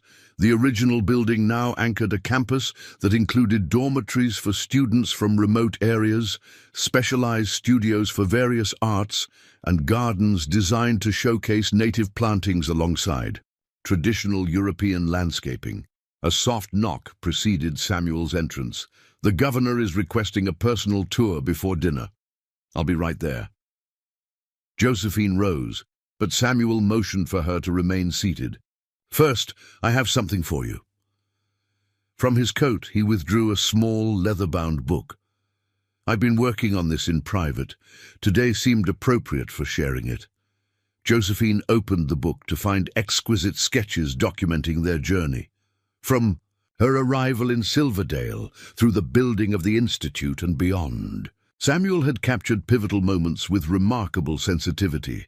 Charlotte's first real piano lesson, Walter's grudging admiration of the ranch's beauty, the cornerstone ceremony for the Institute, and dozens of quiet domestic scenes that would never make historical records, but had formed the foundation of their shared life. "Samuel, this is extraordinary," she breathed, turning pages filled with their history. "The final pages are blank," he explained, sitting beside her. "Still to be written." "We've come far from that first meeting," Josephine reflected. "When you found me abandoned on a bench after Douglas's rejection." Samuel smiled, the years of partnership evident in his eyes. "I found precisely what I needed without knowing I was searching. A woman whose refinement would challenge me, whose courage would inspire me, whose vision would transform not just our lives but an entire community." Through the open window came the sounds of Charlotte explaining her compositional techniques to the secretary, her confident voice carrying the perfect balance of technical knowledge and passionate advocacy that her parents had modeled throughout her life. "Do you ever wonder," Josephine asked, "what might have happened if Douglas hadn't rejected me for being too cultured? If he had married me as planned?" Samuel considered the question thoughtfully. The world would have lost something significant. Not just this institute or Charlotte's music or my artwork, but the demonstration that culture isn't something fragile that needs protection from frontier realities. It's something that gains richness when integrated with practical life, rather than isolated from it. From outside came the sounds of arriving dinner guests, ranchers and their families mingling comfortably with government officials and Eastern patrons, children from the Institute's scholarship program proudly showing their artwork to visitors. "I should greet the governor," Josephine said, closing the precious sketchbook carefully. Samuel nodded, but held her hand a moment longer. "When I saw you that first day, I recognized something beyond your obvious education and refinement. I saw resilience, the capacity to not just survive disappointment, but to transform it into something meaningful. And I saw a man who understood that practical skills and cultural appreciation aren't opposing forces, but complementary strengths," Josephine replied. "Who recognized that being too cultured wasn't a liability, but a foundation we could build upon." As they walked together toward their waiting guests, Josephine thought of the frightened young woman who had stepped off the stagecoach 7 years earlier, heart full of hope and uncertainty. How grateful she was for Douglas Harrington's rejection, the painful moment that had ultimately directed her toward her true purpose.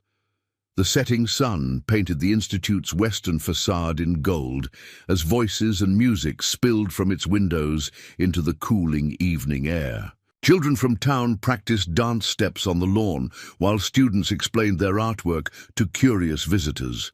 Charlotte's voice carried from the performance hall, now instructing younger musicians with the patience and insight her parents had once shown her. "Your grandfather was right," Samuel observed quietly as they paused in the doorway. "The most valuable cultural institution is one that bridges divides. And the most valuable life," Josephine added, "is one that does the same." Together, they stepped forward to welcome their guests, the self-taught rancher and the woman once deemed too cultured for frontier life, whose unique partnership had created something neither could have achieved alone, a living demonstration that true refinement wasn't about location or circumstance, but about recognizing value and beauty wherever they might be found. and having the courage to nurture them into full, magnificent bloom. Up next, you've got two more standout stories right on your screen. If this one hits the mark, you won't want to pass these up. Just click and check them out. And don't forget to subscribe and turn on the notification bell so you don't miss any upload from us.